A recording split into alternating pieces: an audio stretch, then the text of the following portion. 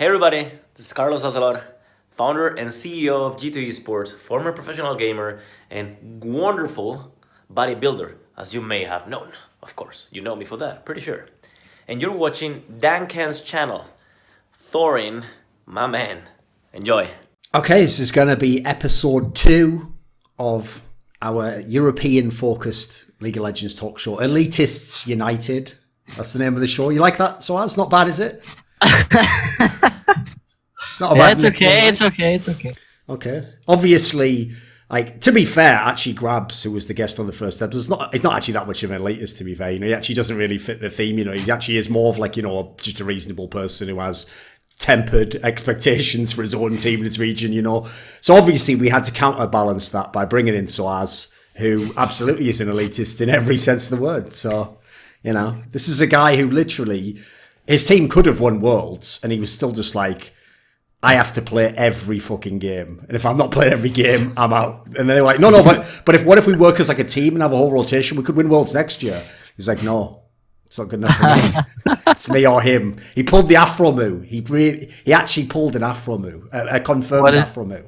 What is an Afro move was where, after they'd won LCS, Afromu supposedly said, like, it's him or me to the management. And then they just said, like, okay, we pick you. And they kicked double lift and he had to go to TSM. Like, people claim that was like the origin story, that it was like a big sort of blockbuster movie moment where the ultimatum was put. So here's the question, sOAZ. Since we're starting off on this route, is it true that it was almost certain you knew you were going to leave Fnatic before the end of last year? Like, from the way things are going, was it ever actually on the table that you could have stayed and there could have been 6 players and kept with that aspect? Was it ever really a possibility? I mean, from my side, no, it was not possible for sure. And even like we didn't really talk during the off season, like we talked after Worlds, but we didn't talk during the off season. So it was, even without talking, it was pretty clear, from both parties that it was not gonna happen. Was that already clear, like within the season as well? I mean, we never really. I mean, you don't talk about like what you're gonna do next year during the season, or whatever. Sure. But no, of course not. I mean, we'd just like to get confirmed. I mean, you mean everyone in G2 and everyone in Misfits doesn't ever talk to any other teams about players, what they want to do. In fact, we just live in the now. Eckhart Tolle sponsors all these teams. Are you talking like from my side during the season or what? He means what? I think he means like, do you think Fnatic always had the plan of like Whipple will be the starter going forwards? And so as a result, like, could you sense that in some way? Like, you kind of knew, like, put it this way, I was joking there, but there kind of would have been no point of you actually saying to Fnatic, like, it's him or me, right? Because they probably would choose Whipple anyway, right? I mean, I assume that they'll probably wanted to like see in tournaments, how well he would do as well, Sure. not only in LCS, but eventually see at Worlds and all this type of stuff. Oh, I don't doubt if he'd have completely chalked up Worlds that magically they would have, really. Well, we appreciate you sticking in there for this year. We're going to move him back to the bench for next year and see how things go. All right, here's a question for you, sOAZ. Before we go into talking about the LEC, one more awkward question about your team before some fun questions. So the last awkward question is this: was Fnatic too expensive? Was sOAZ too expensive for Fnatic? Not necessarily. I don't think I was too expensive for Fnatic, but I don't think that Fnatic could keep Reckless, Caps, and me together. That was too expensive for sure. Right. Okay.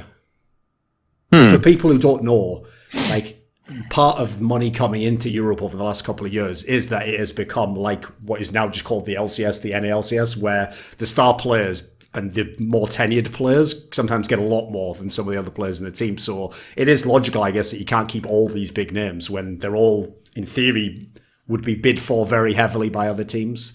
Okay, then. So let's talk a bit about Misfits then. So Veteran, let's start out like this. So I can't remember the entire premise you set up, but what was the gist on the other episode where you had like a criticism of Misfits along the lines of like they were playing too slow or something along those lines? Or you thought teams what was the gist of it? Do you remember? Yeah, so my issue with the roster and the way it has been set up is that it hasn't actually addressed the issue Misfits had last season, which was essentially once mid to late game hit, they didn't seem to have like a huge, like a proper direction that they wanted to go in, and they didn't seem to really know what they were doing. Like basically, Misfits were always playing on a timer last season, and then this season with the roster that they have, the only big the only person on there that actually has a history of being able to carry people in the mid to late game section is actually being used sOAZ, but that's always being on a certain archetype of champions that wasn't actually meta at this point. And I could see with the Kennen that you were trying to go back to that. Like I'm obviously talking about like the Jarvan days. There used to be a part in Fnatic where if you guys picked Jarvan, you literally won the game, and if you didn't pick Jarvan, you didn't win the game. And a large amount of that was because you were so effective at split pushing, and your team was so effective at playing with you while you were split pushing properly. And it seemed to me that if they weren't able to get that from you, and I don't actually know how much of the communication that perspective comes from you, but it was a consistent pattern, that they didn't actually add players that helped them in this period where they were struggling last season. Like Max Law, there was a point last season where if you just banned Shen, none of Max Law's engages would work out, and he would basically hand over the game to you. Gorilla has never really been like a strong engager on any of his teams. Way back in season 5, I did like a study on Gorilla that found that less than 30% of engagers actually got anything for his team, and normally resulted in losses. And after that episode on Listen Loco, an analyst from Team Liquid called Kays actually messaged me and corroborated that the data is still the exact same, because he'd been looking obviously at loads of support players to replace their support player on Team Liquid. So there wasn't really anybody who picked up the game at that point in the way that, for example, Ignite used to do on Misfits. He really carried their early to mid game transition period really well. Misfits was still on the timer at that point, but it wasn't as early. And the effect was so dramatic last season that you had this point where Misfits were going 9-0 with 20-minute wins perpetually, and then when the meta shifted, they couldn't even make it to the World Championships. I didn't think this iteration of the roster fixed that. And you saw with your games this week as well, the first game versus Excel, where you didn't have absolute advantages that were significant enough that you could just brain AFK and then win the game off of that. It didn't work out. But then obviously versus Fnatic, where they basically seeded everything up to a 4-item point, you were able to close out. So that's more or less my issue with the Misfits roster, as and then maybe you can confirm or you can criticize obviously. What thoughts do you have on that, sOAZ? I mean, I don't think it's necessarily like about like having an engage or something like this. I mean, obviously it's like a new team, so it's not about like, it's more about synergizing together. Everyone have like good calls most of the time, but it's just about we just play together overall, and we just talk about everything, vision and all this type of stuff. I mean, there's only one game that like we didn't like manage to like. I mean, against Vitality, we had like good early. That's what I was thinking. But then it just fell apart. But it was mainly because like there's like just one bad fight, and then their comp was just a lot better, to like team fight, and then just got down early and stuff. So we just didn't manage to like snowball properly, and team fight was just really unplayable because I was the only Fed member in this game, and I was playing against like Gragas support and stuff. So it was pretty hard to do anything, honestly. Yeah, like I remember that game, but also you were playing frontline in a situation where you guys actually had like tempo, but you decided to like group up and just walk at them around Baron instead of setting up for like your midsection, for example. Alistair could have easily tried to go for a flank there, but you ended up trying to carry the engagers in that fight, and that's how Vitality got back in the game. They actually got back in the game in a situation where they didn't have tempo, but you guys weren't playing your composition out properly at that point. Was at least what I was observing there. I don't remember like the mid game exactly. I just remember like the early, and then the fall. Like after we like gave up our lead, and I don't remember like towards Baron and stuff like this, how we played out, honestly. Sure. But yeah, I mean, I think overall like it's honestly getting a lot better, like over last week, and yeah, over the course of last week, and it's been going a lot better. The team is like learning a lot in terms of synergizing together and learning a lot of like league concepts that we can replicate on a game to game, regardless of like champions and all this type of stuff. So I think it's pretty good. Like I don't think there's like a clear issues. I mean, I agree with you. Like as Misfits last year, when I was Fnatic, it was like we knew that's like when the mid game came, we just knew what they are gonna do.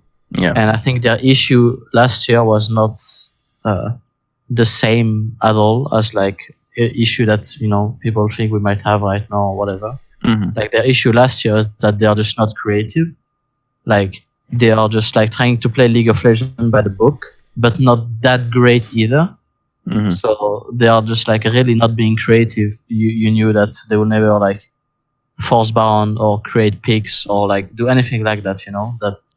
That might give you advantage or like they're just always like they're a bit playing like TSM. From last year. If you see, it's like always, oh, we don't have wards, let's base, and just only playing for control and just never really doing anything.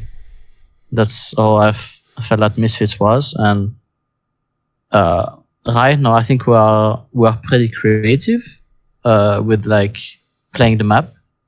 I think I actually think our issues most of the time will probably not rely on mid game, like, and maybe it's early. Some of the games might be early, but I think that we don't have that much issues in the mid game actually. As far as I know, isn't Gorilla actually the first Korean player you have had on any of your teams? It's the first team. Yeah, it's the first time I'm playing with a Korean player. Okay, how have you found that experience then? Like, is he actually someone who's beyond just like fluency? Is he like a very vocal player? Yeah, he's pretty talkative and he's really positive. So I think, for me, it's a really good experience. He's also like a veteran, right? So it will be pretty different to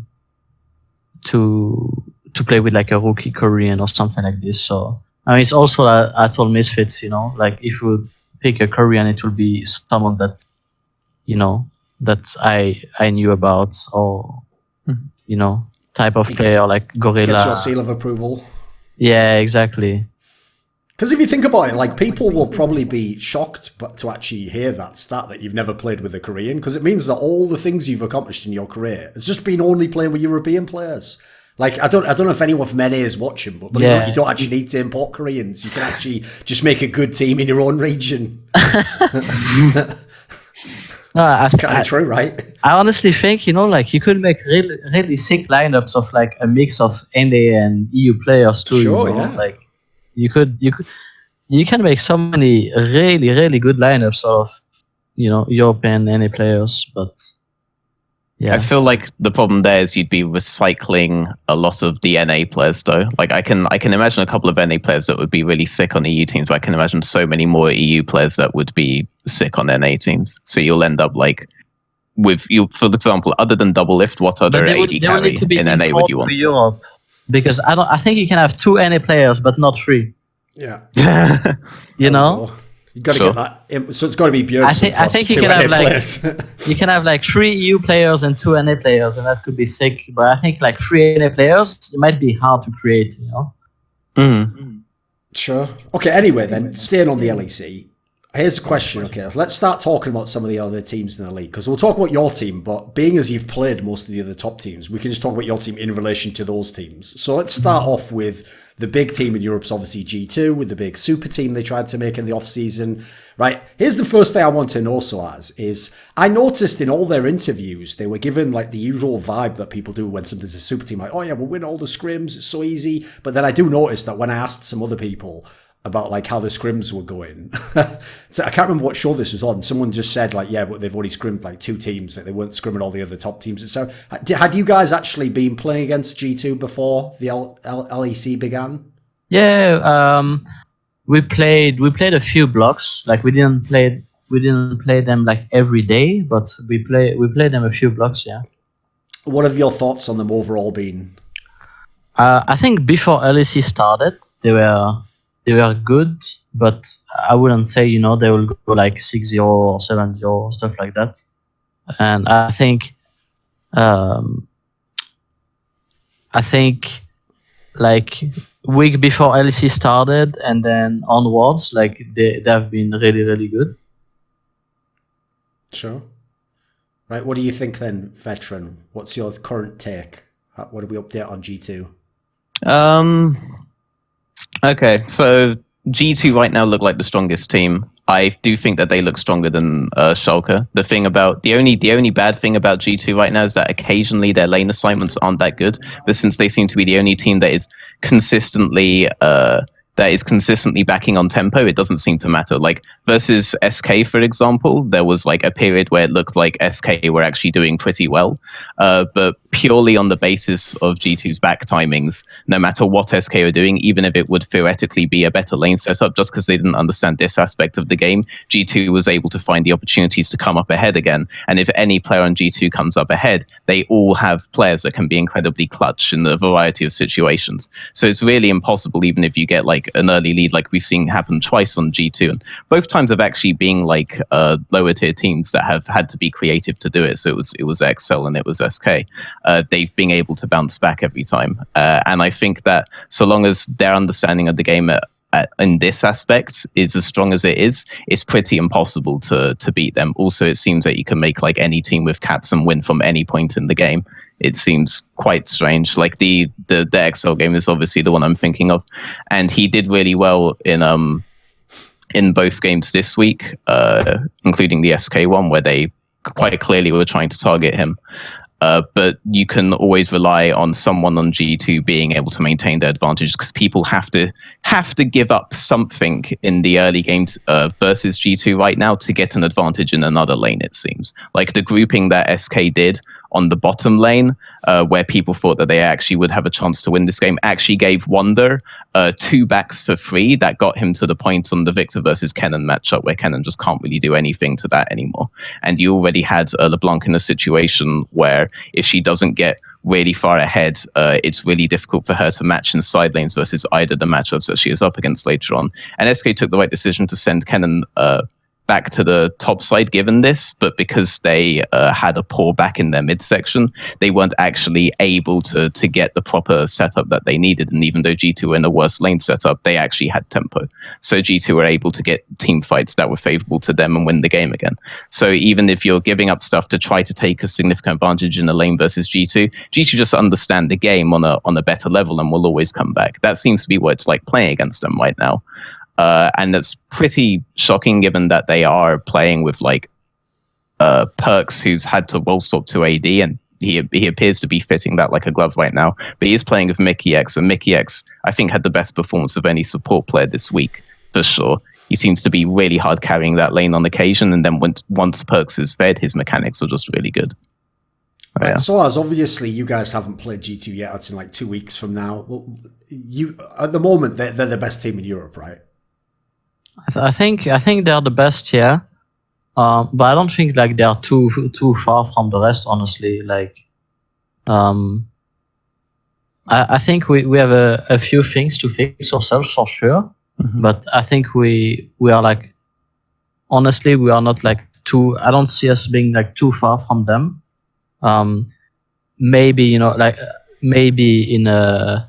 I think if we keep on improving at the speed that we are right now, I think by the time that we face them, hopefully, we will be like closer or at their level, and I think the other teams like might be close as well, but I think we probably like have the most like potential, sort of to like take a game against them. Well, you guys are actually the only guys with a gold at 15 that is higher than theirs, and it's actually significantly higher. You beat the entire league at that stage of the game. So you're the only guys that they aren't actually able to accrue an advantage against that by 15 minutes, apparently. So I do agree you guys probably have the best chance, because if G2's lane setups are similar to how they are right now, then they just need to play against a team that is able to get tempo and actually play with tempo properly, and then they will actually meet someone who's going to contest them at every stage of the game. And right now, that does just look like you. I do expect G2 to end up dropping games eventually, because I think, again, the guy that I pointed out in this instance was Wonder.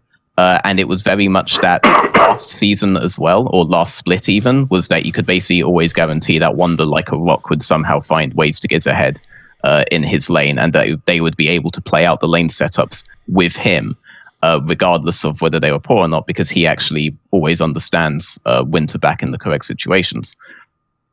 So that will obviously fall off at a point, and it did fall off last split. It fell off the split before that. G2 always really have really strong starts. I do expect it to fall off eventually, but right now I think that they are the most consistent and currently the best team. But I am really looking forward to Misfits versus G2, because you guys have the tools to kind of take Who do they play on this weekend with us? Do you know? G2 plays. Oh, it's 2 weeks from now that you play against Misfits. I'm just wondering who they're playing. And then they play Origen afterwards. Oh, Origen, okay. Yeah. Yeah, I think Origen... To be fair, you play Rogue afterwards, so... Origen have their own problems, actually. Yeah. But they were doing really well in scrims, weren't they? That was what I heard, at least. Or Grabs was mentioning that he expected Origen to do like much better than they are now based off of scrims. I mean, when we first practice, like they are doing really well against us, of course. I mean, most of the teams like would beat us in scrims back then. So yeah, they are doing fine. I think there's probably have the issue of like translating this to stage. Yeah. Like I just don't see their laners and them being as crisp on stage as they would play. Like I just don't think they have stage players, you know. Like it looks like they just have scrims players and not stage players. But well, were they just like? Was it like free winning lanes in scrims or something like this? Like what was the difference? I mean, not necessarily, but I mean, like for us, like before, you know, like in the first weeks and stuff, it was pretty much, you know, like we are playing worse in scrims and a little better on stage, you know, and maybe for them they're just playing better on stage and a little bit worse in scrims, you know. Or there's like players that always play better on stage, you know. Okay. Right, Veteran, I will say for Origen, you have to point out that they have also had like arguably the hardest schedule of anyone in the league so far. Like, I mean, two of their losses are G2 and Misfits. That's not out of the world. Then the other games, they basically went 50-50, and those are against teams which, sure, at the beginning of the season, they weren't all considered top teams, but these are basically the best teams that were SK, Schalke, Splyce. Like, these are all decent enough teams, you know. So I agree with you. People would have had them top three, definitely, so they should win all these games. But what about in the actual game? What do you think the flaw is? If you had to pick something out, Veteran, what would you say? Yeah, this is the thing. Like, especially this week, it kind of got really exposed to me that I'm basically never seeing like Cold and NateDOhDoubleG actually group up for side lane plays. Like, Cold will play off of mid pressure, but he'll never play with his mid laner. They have a really strong mid laner, and they have a really good jungler, a really intelligent jungler, but they don't actually have a mid jungle at this point. It seems to be the biggest problem that they have in the early game, which is why they're not really snowballing leads like they might be doing in scrims. Like, this is why I was asking if they have like free winning lanes in scrims, because if they had... not necessarily. Yeah, because like if they did have free winning lanes in scrims, then this would imply that like they didn't necessarily need that mid jungle synergy in scrims to do anything, and then you might ignore this problem. But if that isn't the issue in scrims, then the problem might literally just be that on stage they're not getting significant enough advantages in the mid to late game, where currently on stage, when they're transitioning from early to mid, their rotations are good, but they will often take lazy pass and then they'll often get caught. And because they haven't accrued significant enough advantages in the early game, because they're not really playing with proper mid jungle synergy, that one catch actually leads to a lot more of a deficit than you would otherwise like. Like, the Draven game is the really obvious example of this right now. This is a consistent factor in their games, and they can't afford to be this lazy if they're never actually playing really hard for the early game like they should be. Like, they got really lucky versus SK, that SK decided to just dive the tier 2 instead of just back off and reset for tempo.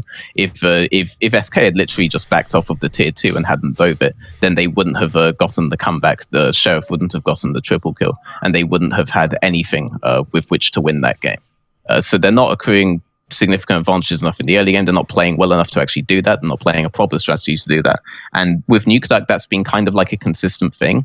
It's being almost a meme, sort of, that he just doesn't like to leave his lane. Sure. It's similar to what people used to say about Jensen, what people used to say about Bjergsen, for example. But that has carried through here. And because of the way that these side laners are playing in transition, it's very punishing for them, and they do need to fix this aspect.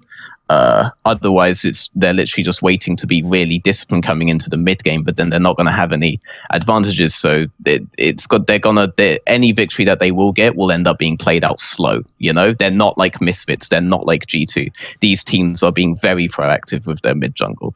Febiven, the one time that I thought Fnatic were going to get an advantage by making a play on the top side of Zach, Febiven was there, you know, with LeBlanc. Stuff like this, but that doesn't exist for Origen right now in the early game, and I think they need to fix that. Okay. Right, sOAZ, obviously the biggest storyline, I would say even bigger than G2 being really good, is Fnatic losing all these games. And if we look at their record, the only team they've beaten is Rogue, who themselves have basically been kind of like the laughing stock of the league, the team that people even on paper didn't think was a good lineup. What would you give us some of the big problems you think Fnatic have at the moment? Like, what's stopping this lineup? Because, you know, on paper it still looks like good players. Yeah, I mean, I actually, I remember when, you know, we had like the podcast or whatever with Loco and you as well, and we talked about like predictions, you know, of like what, you know, like G2 would be, or us, or Fnatic. Like, I actually thought that Fnatic would have a head start because there are four of the same players, and they just include a new one, so it's easier for them to like just mold them into their style, you know, and just play the game, right? But it seems like they have a lot more issues than they thought they would have, and I think the main issue for them, honestly, is I think that if they have a stable enough early game, they know how to play mid game, and they know, yeah, they are smart at playing mid game overall, I think.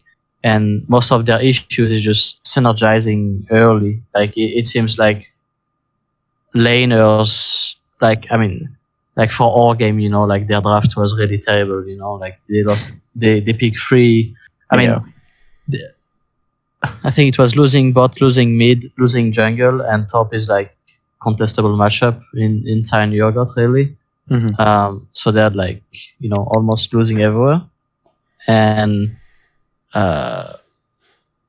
yeah, I think if they can get a lead in the early, or can have a stable early game, they can win games for sure. But they are just really not stable in LEC right now, you know, like, not sure. Yeah, I mean, you say that like it was like an even matchup top side, but the way that you guys ended up playing out the game, you had Maxwell invade on their red buff, and you ended up horizontal jungling, so it was lost top as well. So it was lost top, lost spot. Yeah, because of level 1, because of level 1, Olaf just traded side of the map. I mean, it ended up like not being like 100% traded, but because of how we played out, right? But it gave like.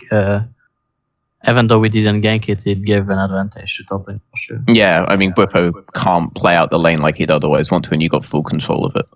And you actually you got 6 over him, didn't you? You got 6 versus 5, and then you all inned him for the solo kill. Yeah, I think it's because I was like me and Dema on Cannon, and I don't think he was like there yet to use it or something like that. I think in terms of XP it was pretty equal, but he was like fairly low in CS.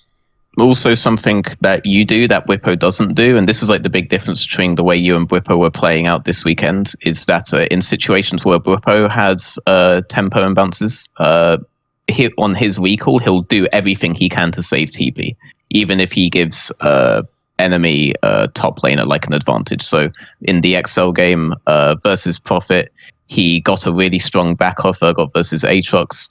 He did everything he could to save TP, so he just walked back to lane. Aatrox TP'd in. He refused to match TP. This is a very typical thing for Whippo. And then Prophet simply goes bot because he's accumulated such a wave that Urgot doesn't actually get to freeze it. He escorts the wave and goes mid. Urgot has to burn TP towards mid immediately in a bad wave and situation. Then they die after. Yeah. I mean, But you, on the other hand, TP this was straight. really sad to watch. Like, Yes. watching this, like, Yeah. he didn't have TP advance. You know, like it's the same as like playing Shen, Yeah. and then using your ultimate to like save someone, and he just dies anyways. You know, like, and then you're like, oh well, the game is over. Like I play Shen, and I have to use my ultimate defensively, and we don't get anything. Yeah. So this was like, instead of like trying to make a plan, you know, to use their TP proactively, you know, like a 5-man bot or a 4-man bot when enemy jungle is towards top side or something. He had to use it on mid while they're getting fucked or something. So it was just sad. And I mean, that's what people used to do last year, you know, but like this year, because of the plating, it's pretty useless to like, you know, look for, unless it's like the TP play, you know, give you the kill that like make a real impact on the lane, then it's like never worth it, you know. I think when you're playing carry champions topside, I think even last year it was actually beneficial if you've shoved in and got the bounce on the lead. I think still then it's beneficial to TP back into lane. Like you'd see, for example, Khan do this all of the time. He would do that and he would get 6 advantage pretty easily versus his opponent, and he'd be able to all in on champions like Fiora, for example. He would always do this. It depends on the matchup completely, but like let's say last year, you know, you play like I mean, it depends of like when during the season, but the time, you know, you play like tank stop and, you know, like Shogat and all this type of stuff. Yeah. It was always good, so you know. When it was that, then I definitely agree with you that like I think so you can go for saving TP, but I think in the carry matches both you and Whippo were playing that week. Obviously Whippo wasn't playing that versus you, but you made the correct decision to TP there. I think he should have TP'd there and Prophet wouldn't have gotten that opportunity, and he could have simply denied Prophet with from getting a TP. I mean, especially in this matchup, you know, like if you got into Aatrox, like if you can manage to get 6 faster on Urgot, like you make the guy flash, you know, like he have to run out of this lane. There you go. So obviously one of the big things that people are going to put this down to, it's funny enough, not you leaving, it's going to be that Caps went to G2. People are going to say, was Caps like carrying the team, or was it actually on our last episode? The problem is I'm getting mixed up with all these shows. Was it on our show, Veteran, where Grabs was the one who hypothesized that like Caps being in Fnatic somehow like gave them ban advantages or something along those lines, and that it was actually like shoring up the champion pools of the other players? No, what Greb said about Caps is that he came on this aspect that like Nemesis was like silent and said that Caps was actually really verbal and that they actually lost that from losing Caps. So as I said, yes, so we have 2 yeses on that now. What are your thoughts on what losing Caps does to Fnatic though? I don't think Caps is like super communicative. I think on stage, I think Caps is like a real stage player, you know, so it's like on stage, like the adrenaline, you know, that the players get on stage actually help him, you know, to like perform even better on stage. For example, and I'm the same, you know, I will always play better on stage. So I think he will. It's true because he will communicate more in LCS for sure, in LEC. Sure. There you go. Is Feb even like that, by the way? I want to ask. I think we're all like that in this team actually. Oh, okay. Yeah. That explains like the scrim versus stage difference then. Yeah. Do you think that losing? I think the only person that is like really similar. I think that screaming on stage is Maxwell, and all the rest of us are like more stage players. Yeah. I worked with Maxwell briefly I helped him with a few scrim sessions way back when he was in Challenger Series, and I remember how insanely vocal he was even back then. So we're talking like late 2015 at this point. So yeah, I agree. Okay. Because here's the problem, sOAZ, is everyone every week with Fnatic just does the same thing. They go, oh, it's okay, they'll get it together next week, and, you know, if they win a bunch of games, it'll be fine. But you have to realise, next week, Fnatic plays XL and G2. So even if we say that they're going to beat XL, which isn't a certainty, but okay, let's say they do, okay, that means they would go probably 50-50, you know, unless they can beat G2. And if they don't beat G2, they will be at 2-7. No, 2-6, rather. That's going to be pretty tough to even get to the playoffs from. Well, I don't know about like how many games there are and stuff like that. I mean, obviously it's not. I'm gonna guess 18. Like they need for sure, you know, to take some 2-0, you know, so like in some weeks, and I don't know, like depending on who they face, they're gonna be able to do that. Yeah. But they definitely need to take some 2-0 weeks. Like, what about this? Is your take, which of these two sounds more plausible to you? Or obviously a third option if you've got a different one.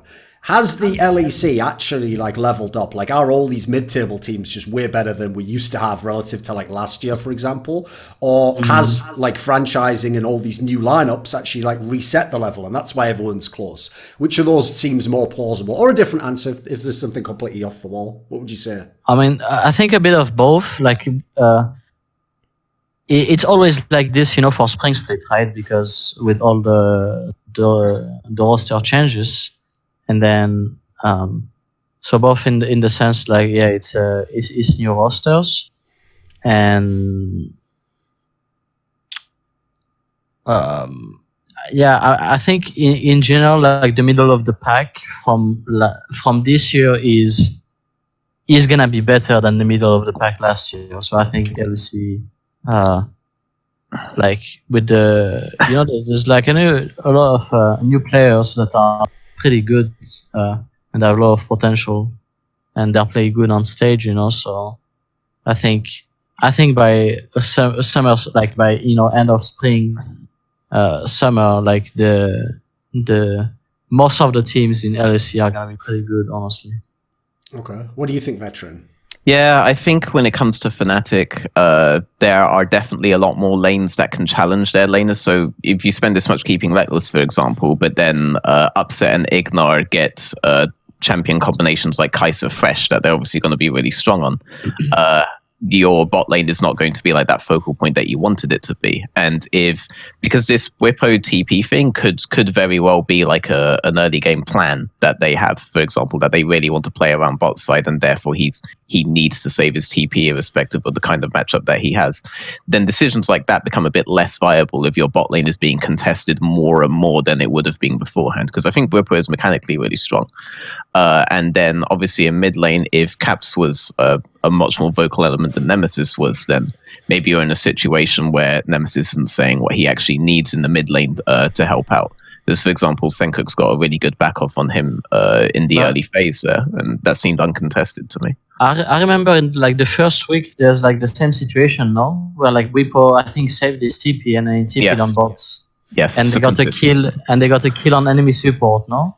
Yeah. Or something like this. Yeah. Like sometimes it's good, sometimes it's bad, but it doesn't seem to be contextual. But even there, I don't even think it's like I remember, because it was like middle of the lane, you know. It was not even like a dive where they get like a huge tempo. They get huge tempo, all of that, you know. So it was like it has like a wall behind enemy team, and the way was like in the middle, and then there's TP, and then there's fight. Okay. So I can't remember the exact. I definitely think there's like a lot better, you know, if like they have pressure on their, like if they have pressure on their lane, and then and all of that. But if they are getting pressured, then, you know, there's like, it's really pointless, right? Yeah, because the way I see it, if you do have like a strong match up top and you do burn TP to go back to lane and you do keep pressure over the enemy top laner with that guy doesn't have TP pressure anyway. Like he will lose something. Like in the same way that's how G2 are playing right now. That's why Wonder, like it didn't matter that Kennen went for that play bot side because Wonder had made sure that he had so much pressure on him. Kennen lost plating, Kennen lost waves, and Kennen would end up losing the matchup from that point onwards. Like it and that also was a situation, because I can't remember your exact situation, but that was a situation where it wasn't a dive bot. It was just in the middle of the lane kind of deal, going for the flank, going for the kills. That kind of stuff doesn't really work out in the end, strategically speaking. So yeah, I do agree with you on that point.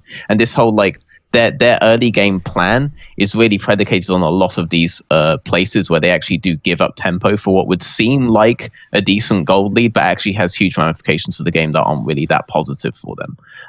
And so they're coming into the mid game with the kind of similar issue that Origen has. They don't really have significant leads, if at all, at this point, because I think Origen have a better idea on how to play the early game out than Fnatic do right now. It's a very strange situation, and versus you guys, they seem to just give up. What do you think is the biggest issue of Fnatic? God.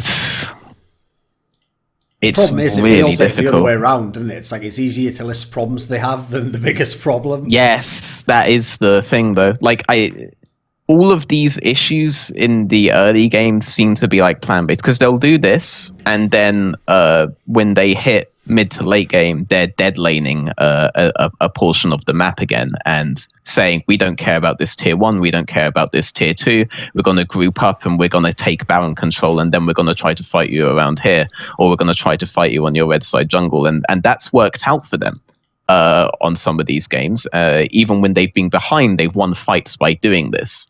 But even though they are winning these fights, they're not actually taking back control of the map with this. And once the enemy is reset, they're actually going to come in either matching them or with significant advantages. So you haven't actually changed the game in any sort of way at this point, because the enemy is being allowed to side lane. They haven't declared any sort of dead lanes at this point. And this seems symptomatic of the early game aspect, where they're not really taking actual advantages. They're taking like fake advantages to them, or they're making plans to do that. So if you ask me what the biggest problem is, there's obviously all these like decisions that I could go into that are pretty significant, but it does seem to be like a general idea of how to play the game that they have right now that just isn't actually an effective way to do so. Like, I think the way Misfits are approaching and the way G2 are approaching it are like the best ways to play the game right now. Which is why I'm kind of excited to see you guys play each other, and it's also why both of you guys look so strong at this point. And I think Schalke also, they have a really dogmatic way of playing early game right now. It's basically everything towards bot side. But at least that's a significant direction that doesn't rely on like breaking up tempo. It might potentially be champion pick dependent, and it's going to definitely be dependent on other teams scouting the few strategies that they have to actually do this, and either banning them out or coming up with really good responses to it to mitigate this. I think if you mitigate Schalke's ability to take advantages in the bot side of the map from mid to bot, then I'm very curious to see how they play out after that, if they're actually going to play really hard towards Oda 1-day or not, which is what Splyce used to do. But if you have Ignore on your team, I'm not sure if you're going to go for a similar thing, because so much of their early game control is coming from Memento Ignore right now. So the TLDR is with Fnatic, it's a very broad thing that I could talk about for ages and ages. Whereas with the teams that are doing really well, Misfits, G2, Schalke, they have a really strong idea of how to get advantages at these points, even if obviously all the teams right now, there are areas you can figure out to kind of get around that and to try to push back on that. But at least they have these plans, you know? That's why I actually, personally, you know what, I'll just go ahead and say it, no one else is. I'm just calling it already. This Fnatic is done for this split. Like, maybe they become really good in the summer split. Could happen. They've still got good players. But, like, if you look at their record as it is now, like I say, what is very likely to be their record next week, like, they wouldn't... The problem now is, first of all, to even make the playoffs, you have to win about, like, 70% of your games from now on or something. So you already have to become basically not just a good team, but one of the best teams in the entire league. And we're talking about practically tomorrow. Like, you have to just do it this week. You have to start already. Then, secondly...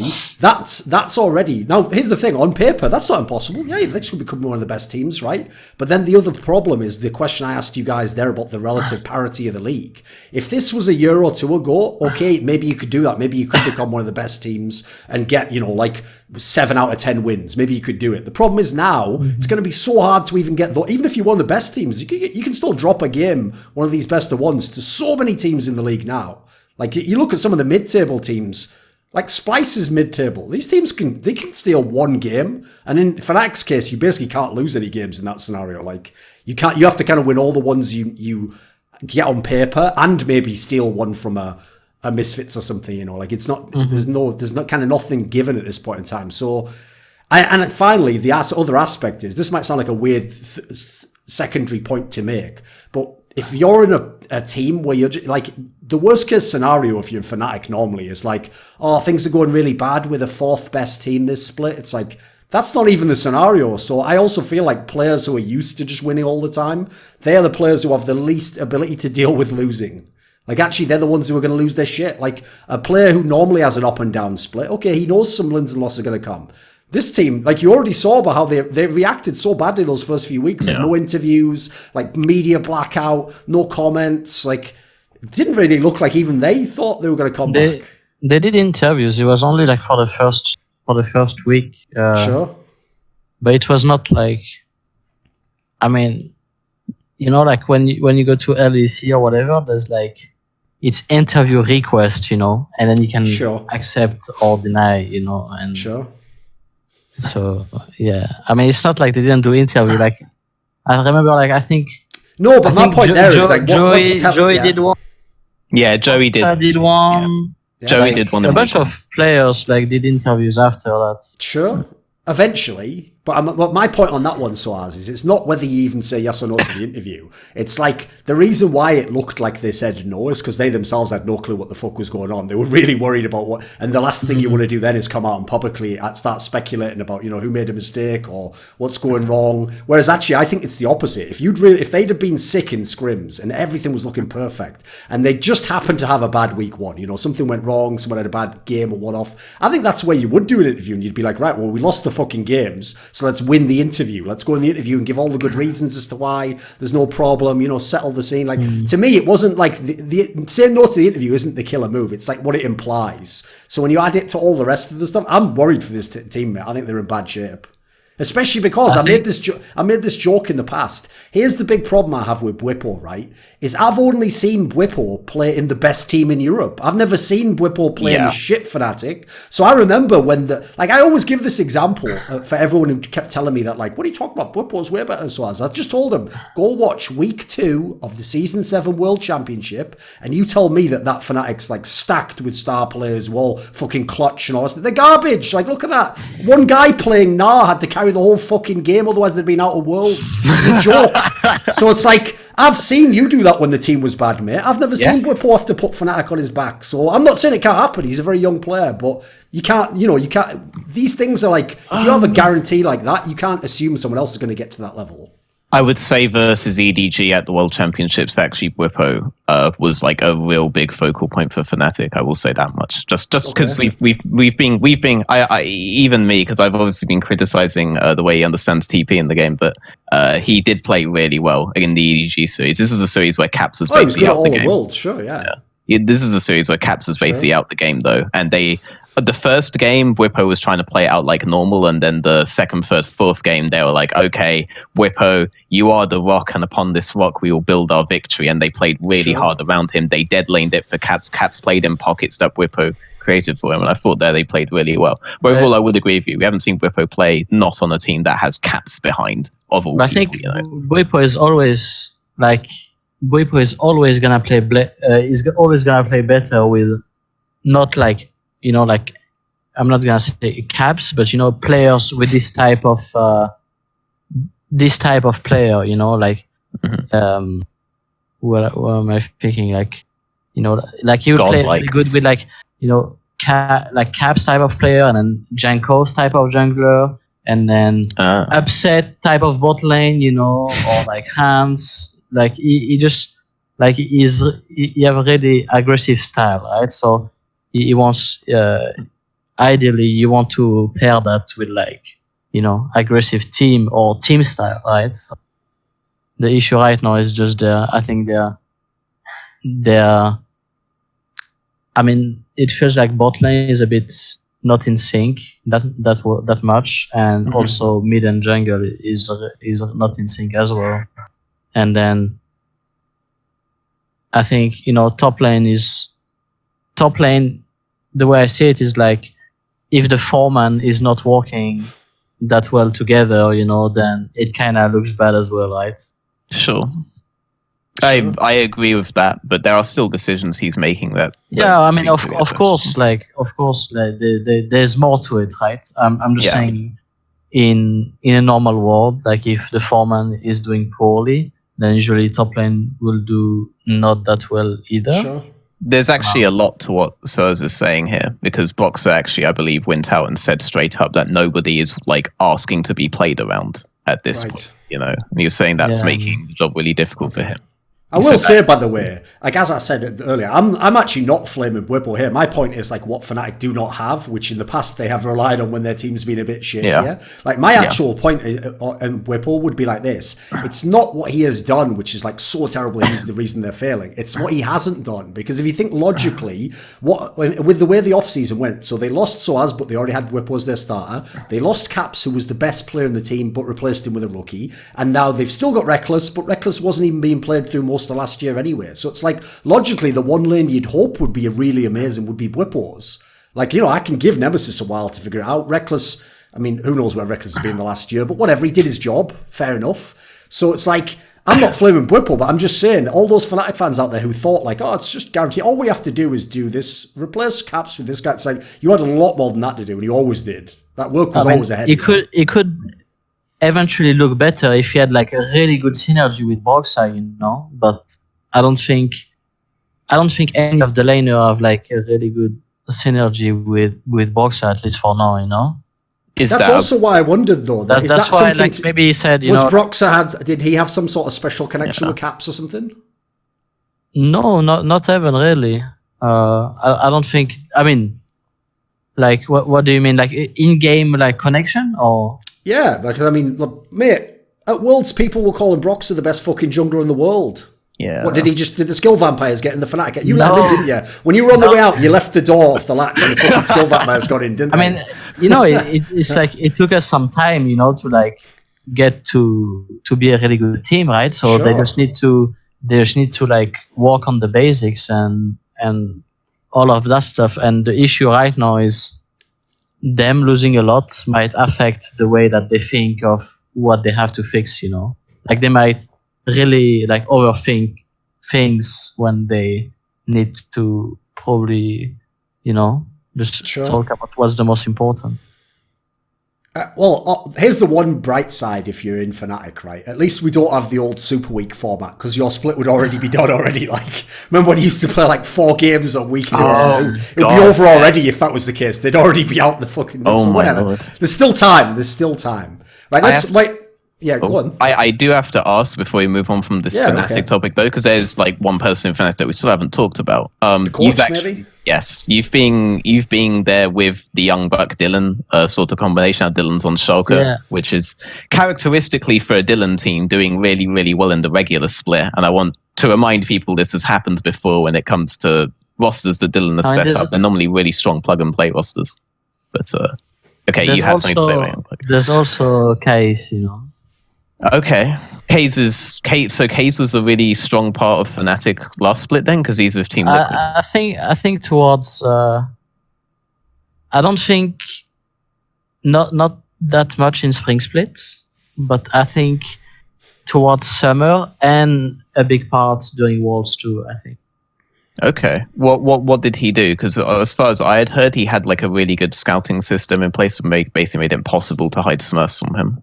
But what else did he do? Every single, like our analyst in OG was the same, Okay, sure. Couldn't hide accounts. Like if you, I think most by today, most of the like good analysts sort of like have all the accounts, right? Sure. So what was he doing? That was like so just good. like usual, just presentation, presentation about like the teams that we are facing overall and like weaknesses and things like that. Oh, And okay. I think that without like realizing that much, I think that he helped quite a bit Broxah and Healy actually. Oh, with, okay. just personal stuff, that they had to fix in their gameplay. Okay, so he was like what, one-on-one coaching with them or something? He came for a few weeks, I think, doing so. I don't remember exactly, but he came to Berlin at some point, like for a few weeks. And I think I could, like, after a while, you can sort of like see the points aligning, sort of. Sure. But I think he helped a bit Healy and Broxah, and I think someone like Broxah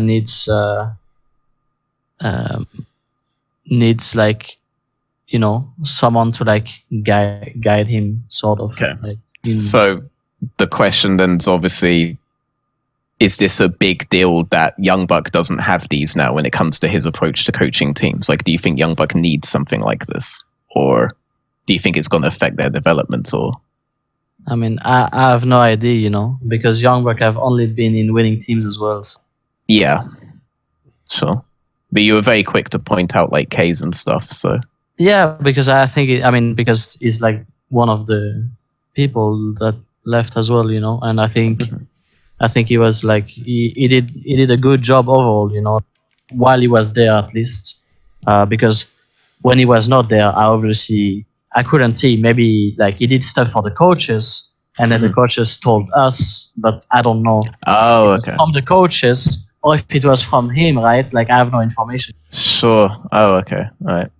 Someone get me off this fucking narrative carousel though, where like, so when he's in G2, apparently Young Buck was like trash, all he was doing was just saying, what's that, Miffy? How do we play the game? And then he won all the championships. Everyone was like, doesn't really count. He's not really a coach. And then when he went to Fnatic, obviously Fnatic took the step up, started winning LCS, top at Worlds. Fucking hell, Young Buck, he's a genius. Look what he's done. We all underrated him. Now he like removes the coach, puts himself in. He's the worst coach ever. Look at him, they're losing every game. It's like, come on, man, please. Can I get a break? Can I just get a break from these narratives? They can't be this intense. All three can't be true. They can't all be true at the same time. Definitely always defend Young Buck. I'm just really interested if maybe he's in a situation now that like he hasn't been in before or something, because the first team that he won with didn't it had perks, but that was basically it in terms of like really strong start. But this is when they had like Kick His Top and they had Hybrid. Who remembers that Hybrid? It was ever a thing. Did this whole roster. He still won with that. If you remember watching the games, like. Like even when play finals against them, we lost like 3-2 or something like this. But like Perks at this time was really really fucking good.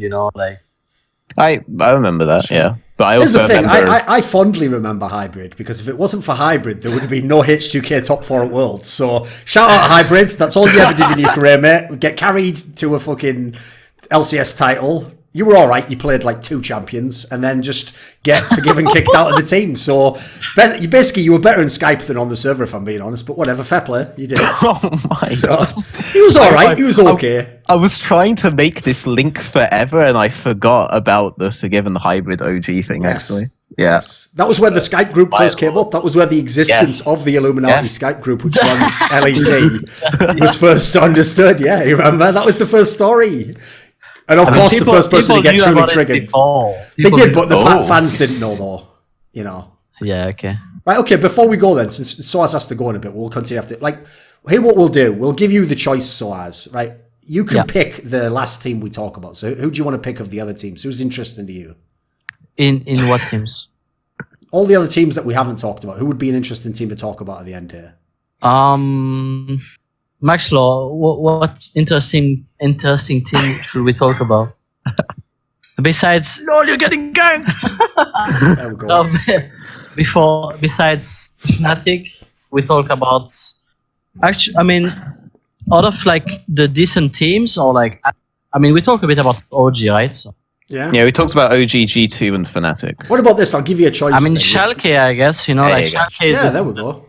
people Okay. like that. Right, give us your fresh thoughts then. What about Schalke? What do you think of this team? Excuse me, are you trying to shut fuck you up, mate? Come on. Fucking smash you is. Sadly, we've had him on a show before. He was fucking mild as fuck. He was absolute Casper Milquetoast. He wasn't doing any of that banter. Like, I'd love it if he was, but sadly he wasn't. You know, he's very kind, wasn't he? He was just a very quiet, polite boy. But you have seen him in interview as well. Yes. You know? It's like there's two sides of Maxlord. Yeah. There's like the really troll side or the really like PR side, right? Yes. I think, Like, he's so just come on then. I think he's just intimidated by you, Thorin. That's why he I won't think give he is you a that little side. bit. I've noticed there are a lot of people out there who they themselves like to banter, but they only pick sort of the easy targets. You know, they pick the guy who doesn't banter and they just give him all the stick all the time. So it's like, whatever. I can read people like that, my love. So come on then, give us a fresh opinion on Schalke before we said anything else. What do you think? Yeah, I mean about Schalke, it just looks like Igna was like a really good pickup for them, at least to put with upset. They've been doing very well on bot. I don't know if like the team dynamic. I feel like the team dynamic might have also helped a bit Odo. I think he's playing better than he have been in the last year or something or two or something like that. Sure. I remember him like watching a few games. When Splyce played Worlds. And Rift wait, Rivals, was it maybe? Splyce? No, wait.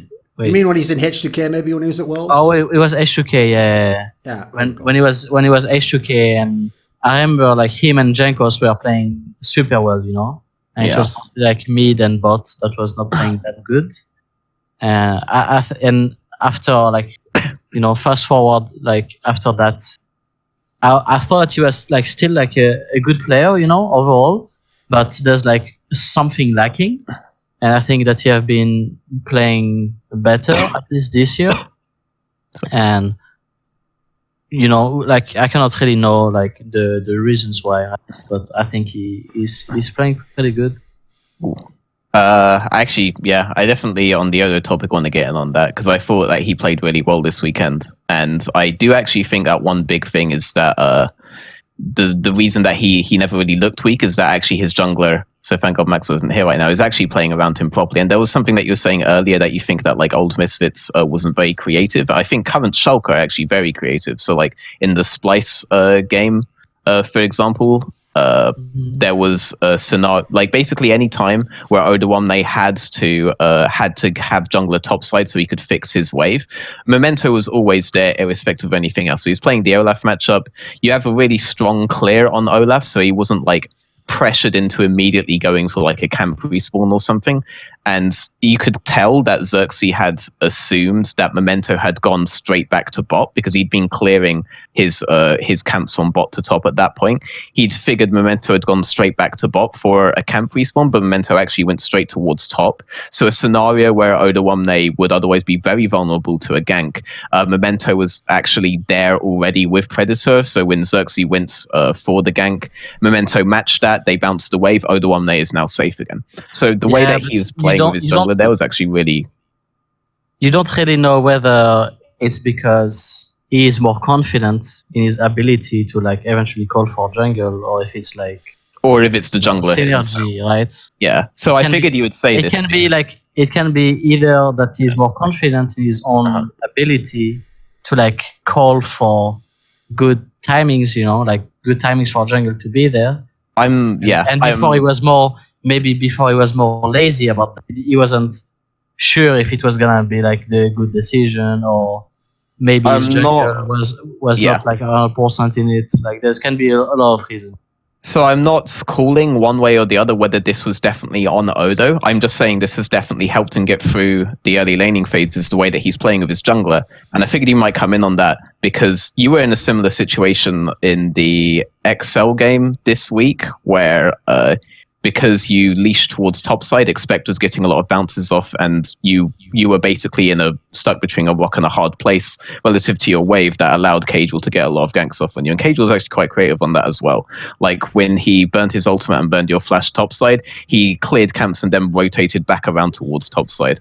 to go Yeah. for the second gank on you. When you I mean- you were always in these situations where you had to fix your wave, but your jungler wasn't actually there. I'm not asking you to flame Maxwell right now, but OllieJ was not in that situation. When OllieJ needed his wave fixed, Memento was there every time, and Memento also wasn't giving up camps for it. He's actually playing the early game very intelligently. I bring this up because you've already obviously praised the way that Ignor's playing early game right now, but I think it's both a Memento and Ignor thing. I think Memento probably gave the best jungle performance of any player this week.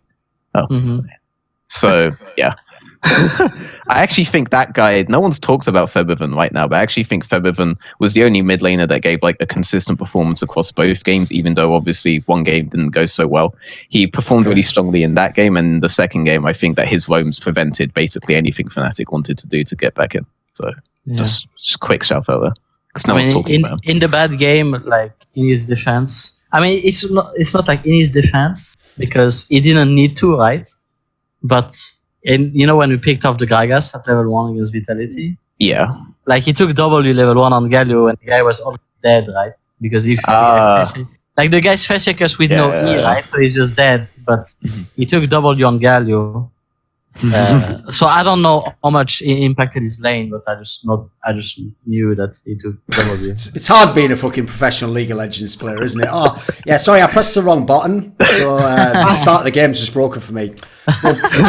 What next? How do you even coach a guy at like blue, fucking post-it notes? Don't press W to start. Like, I don't know. But anyway, I think it's what's more important is that obviously sOAZ and Febiven were both former Fnatic players, never at the same time, and as members of the legacy of that era of Fnatic, they now have something to do at this time of night. So God bless them. We wish them well as they go off into the night, and see them safe and sound for the LEC this weekend. See you, See ya, guys. See ya. Cheers, mate.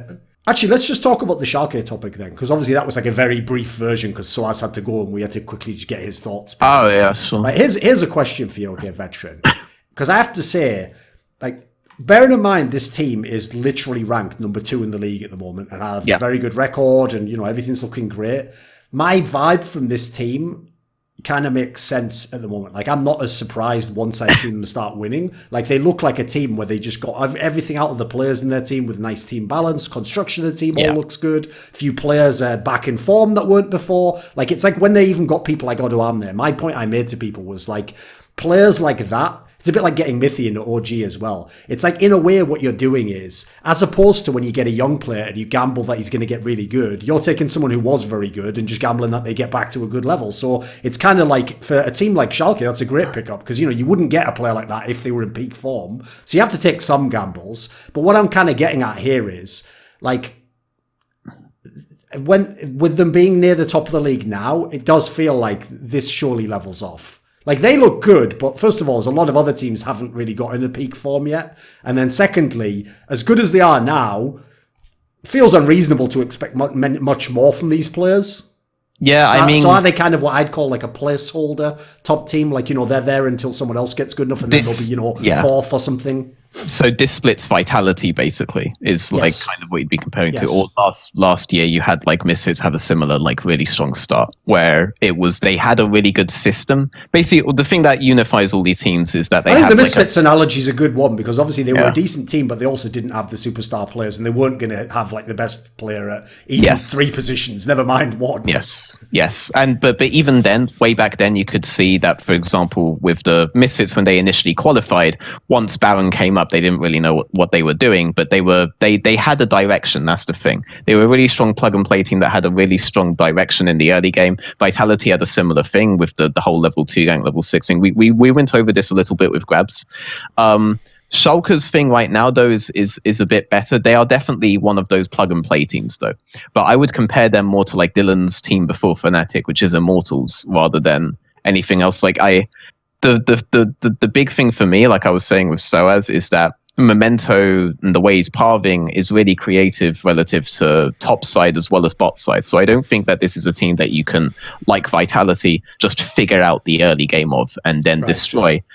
That being said, the Ignor question is still always there. Like no one's actually tried the El Clasico against Ignor of just banning out. just banning out all of his hook champions and stuff. And there are actually just too many strong champions in the meta right now, which do that. Like, you're giving up Urgot, you're giving up Aatrox, you're giving up Sign, you're giving up all of these really strong priority picks. You don't really want to waste bans on Ignar. And maybe it would be worth it, but they've shown with Memento's creative pathing that they are at least aware other lanes exist other than bot. But that's still what you have to look at when you're creating a strategy versus them. Like, can the upset Ignar lane actually function if Ignar isn't on his comfort champs? Can you strategize based on the fact that the upset Ignar lane plays a very specific way and a very certain way? And can you capitalize on the fact that Abbedagge right now is basically this like pressure bot that pressures and enables Memento to work around his side lanes really effectively? Is there a way that you could draft for that? There are abusable areas that you can see when it comes to Schalke, and eventually a team will figure that out. Like sOAZ was saying, like when they had K's and K's basically figured these things out for Fnatic, that can be a very, very strong thing to do. And once a team does figure out how to get beyond this archetypal system, while you will see Memento still being able to play well in the early game, they're not going to accrue such significant advantages that the stages of the game where Ignar and Memento kind of fall off, not necessarily in terms of communication, but definitely in terms of decision making, that's going to be a much worse place for them. Similar to how like Origen right now aren't getting significant enough advantage to like carry their thing on through. Their lead on through. There you go. Don't know why I missed that word. Like, my real fear for the Schalke team is, especially in a world where the format for the playoffs is like way sturdier for the top seeds. Like, if you're number 1 or number 2 seed, basically whoever wins LEC probably is just going to be the best team, because like they potentially can play the second best team twice. It's like, it's such a sturdy format. I kind of feel like this Schalke team's destiny is to be like the gatekeeper to the top teams, basically. Like, let's say G2's there, pick one between Misfits and Fnatic in a world where Fnatic gets good enough. Say these end up being the dominant teams. I could see Schalke being the team. It's like they can beat everyone else. Maybe they can steal a game off those teams, but like, it feels logical they shouldn't be able to be LCS champions. Yeah, I don't think like, no matter how optimistic you feel, yeah, it's good, but no, I know exactly. It's got to be a kind of crazy trajectory even still to be that good, surely. For example, like G2 are the team with the highest ceiling. Like I said this, like I think everyone said this even before the team started playing. It was just quite clear from this roster, and they have shown that if their bot lane is behind and their top laners behind, their mid laner can just carry. They have shown, though, also now this week, if their solo laners are behind, their bot lane can carry. And it wasn't even as simple as Perkz himself is just mechanically outplaying everybody. I actually think MickeyX was a really, really strong factor in why that bot lane as a 2v2 lane was able to function properly. He does so many things that other supports just don't think about, just don't consider. That even when, like in the SK game, for example, Crown Shot killed Perkz 2v2, Perkz was still ahead in levels, and that was almost entirely off of MickeyX. MickeyX held the wave. Perkz was able to get one wave up in a situation where Crowny was actually able to bounce. That shouldn't really be possible. And then what happens was a really big difference between the two support players here, actually, is that MickeyX would go and ward solo, so Perkz would get solo XP from all these waves that MickeyX had saved for him as well, purely because Crownshot and Dreams hadn't escorted the wave in. And what Dreams should do is escort the wave in, prevent MickeyX from being able to do this, and then Perkz wouldn't get this advantage. But even just that wasn't all MickeyX did. He then ensured that Perkz maximized everything he could get from that, and Perkz ended up level 6 before Crowny did. Perkz ended up level 7 before Crowny did. Perkz was ahead, even though he'd been solo killed, and that was entirely down to MickeyX. And then you have, obviously, all the flashy plays MickeyX did, not in the SK series, but in the other series. I literally can't remember who they were playing against now. That everybody is focusing on, but he's a much more intelligent player, even outside of that can carry that bot lane even if Perkz himself isn't doing well. And support in Europe as a whole is currently marred by either you have supports where they're going to have communication issues because they're imports and very few of these guys actually speak like really fluent English, or you have like amateur supports that are like still trying to like find their place, and there's a significant gap between all of them and MickeyX right now, I feel. So there's almost no weakness on that team. Once they have it figured out, it's over, basically. It's over. Like, even first week, you saw Jankos on the Karthus was able to basically nullify anything enemy teams wanted to do. So in terms of ceiling, Schalke just isn't that. And Schalke would end up playing gatekeeper to a team like that. I don't really think that they have a chance there. Like, I actually think that that's the sad part of the off-season for G2 is that so much attention obviously was obsessed with, like, A, getting caps from Fnatic, and then B, Puck's role swapping, that, like, the third detail of getting MickeyX basically almost went under the radar, even though, like, what's funny is, first of all, I thought it was a genius move. If you're going to have your star player role swap to AD carry, why not give him a really good lane dominant AD support player? That would be a great first move immediately. And then secondly, like, kind of in line with what you were saying, is like, this also is going to help Perks directly as he gets used to it. Whereas, put it this way, the reason why this deserves credit alone, making that upgrade, right? Think of any NA team in the world. An NA team made top 4 at Worlds, they are 100% signing that same roster for the next year. In fact, their whole logic would be like, we can improve. So I actually believe if this had been like, it'd have to be an NA org, obviously. If this had been a TSM, a Team Liquid, they would have re-signed Wadid because we just made top 4 at Worlds, so they use that stupid logic of, like, we could get even better next year. Then they use the logic of, he's great in interviews, we love him, he's a great guy. They would have just re-signed this guy, mate. In fact, they might have even used the fucked up logic of, like, well, let's at least keep him the same if we're going to swap our mid into ADC. Whereas actually, even though it was the least high profile of the moves, getting MickeyX seems like there's no downside to it, right? Oh yeah, it's a perfect move. Yeah, no, especially if what Greb says is true and Perks is actually still being very vocal in that lane, then what MickeyX's big issue was on Misfits is that neither Hansama nor MickeyX were vocal on that team, and they had no direction there. But if Perks is still vocal, then you, as a jungler, that helps so much if your bot lane isn't just, like, on H2K, Forgiven doesn't talk, like, at all. Like, he's basically, I always liken him to basically being a sentry turret that you just tell where to go, he'll go there, he'll do everything at the absolute optimum efficiency, but he is a turret that you have to play around and you have to move him from block to block. So we really worked really hard on getting Vander to be more and more vocal, to communicate with Jankos about what they need to, if they can dive, if he can gank, what his bot lane needs in lane. You do need something like that, because when we didn't have that, it was very difficult to do things around bot lane. And when you have Forgiven on that lane, obviously you really want to do that. They had that issue over at Misfits, and it was masked for a while, but eventually, obviously, you can't just keep straight 2v2ing your way to victory. You can't keep just linking them in your way to victory. Eventually, people have to be talking.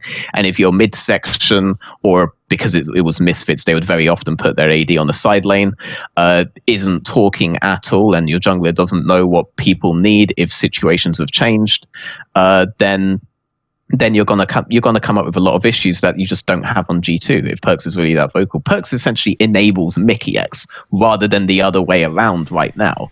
And I definitely did hone in on the MickeyX buy-in at first. With what Grab says is true, then there was literally no downside to it at all.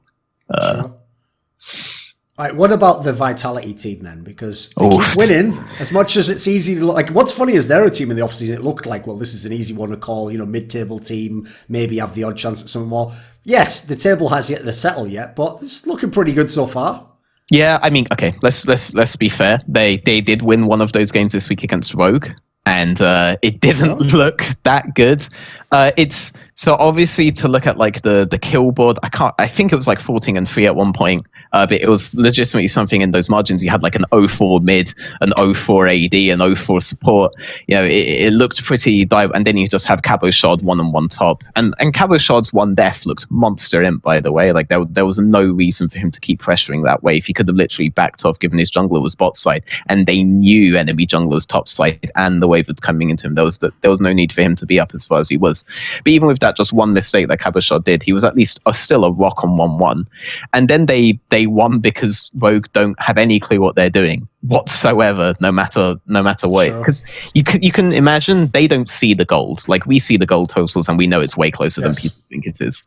But they just see this ridiculous kill score, and they have Baron. Like, mentally, I don't see any reason why they wouldn't be able to think clearly. So that they just look really clueless in that instance. So whereas Vitality did, yes, they look really good in the standings. It's not like they were playing against the absolute best teams in the league for some of them and looking really, really strong. Sure. But Cabochard is having a phenomenal split, in my opinion. Like both games, yeah, he had that one moment in the Rogue game, but like the first game, for example, the POV was on Cabochard, and I watched that, and he played so well. I mean, so well versus Origen, who themselves have their own problems. So obviously, it's not like the toppest of top teams. But the way he played his matchup out 1v1 versus Alfari, a player who has been praised across the board as being one of the smartest top laners, was so strong, and it had a lot of these like creative instances that sOAZ was talking about.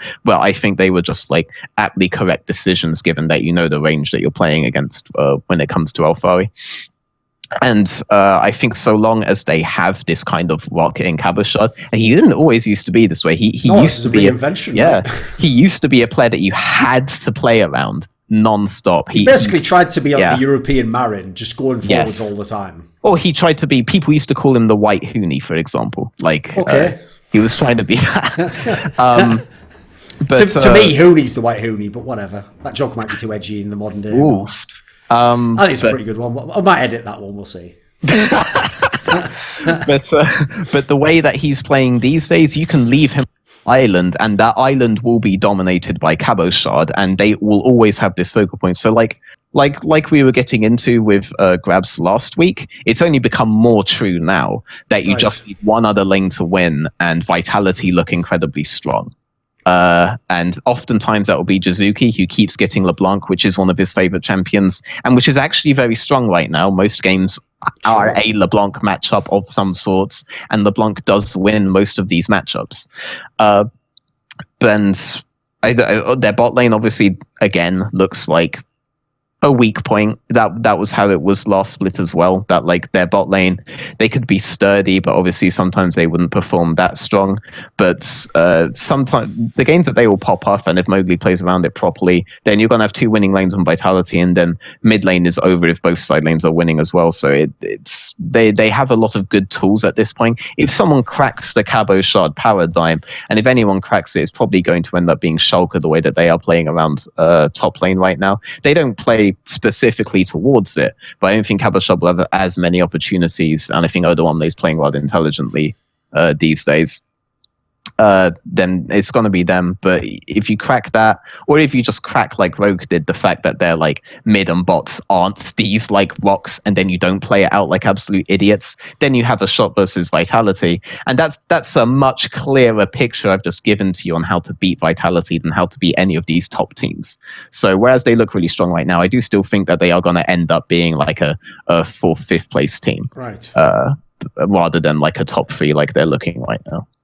I mean, the cynical take obviously would be, they did keep basically the same team and just change the jungler. So, but by default, you would hope they would be one of the better teams at the beginning of the split, logically. But what would you say to what is the difference with how they're using Mowgli in the team? Does that look better as things have gone on?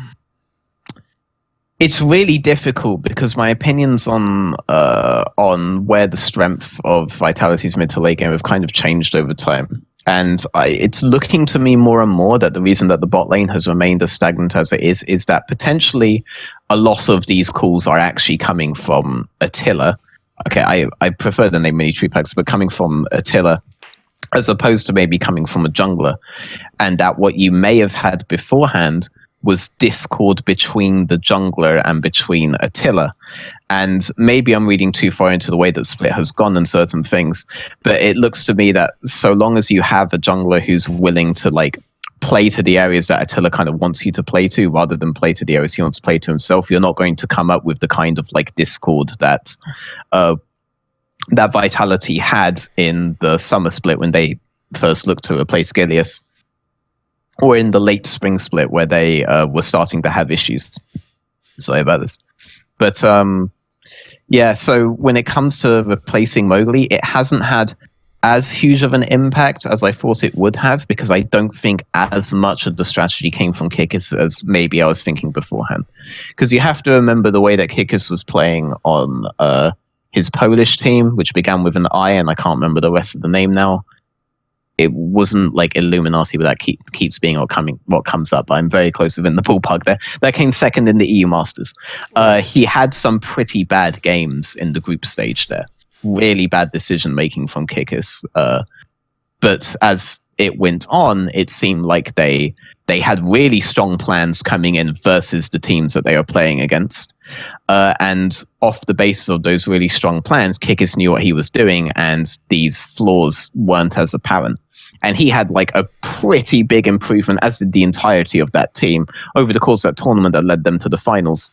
But when he came on Vitality, obviously then it looks like, oh, okay, so Kikis is like a controlling point because this team looks more together than it ever was before. But it may be as simple as Attila and Gilius didn't necessarily get along. And then Attila got tired of Kikis, and maybe their calls were overlapping, because I just talked about two vocal junglers. But the way that they're playing now, and especially characteristic stuff like the backdoor is the most obvious visual aspects of this that people can probably remember and relate to without going into any of the nuances of how they play out their early game. But Attila very much had a big part in calling that. And this was something that we know because we have comms from like last year as well in similar backdoor situations. And if he is a big part of their communication, and all they've done by changing junglers is get rid of that Discord, then I can understand why we're in the situation we are in now with Mowgli, where it hasn't actually affected their play that much. Mowgli's playing pretty well, and Cabochard is being allowed to be left on an island like he was beforehand, because obviously communication is coming from Till, and there's going to be some kind of biases there. Cabo's doing really well on that island there. Do the three players that have been together, Jizuki, Attila, Jack Troll, do they actually have like an innate synergy that means you should keep them together? I would. I got punished for this, but I would always try to like maintain a starting five for as long as possible.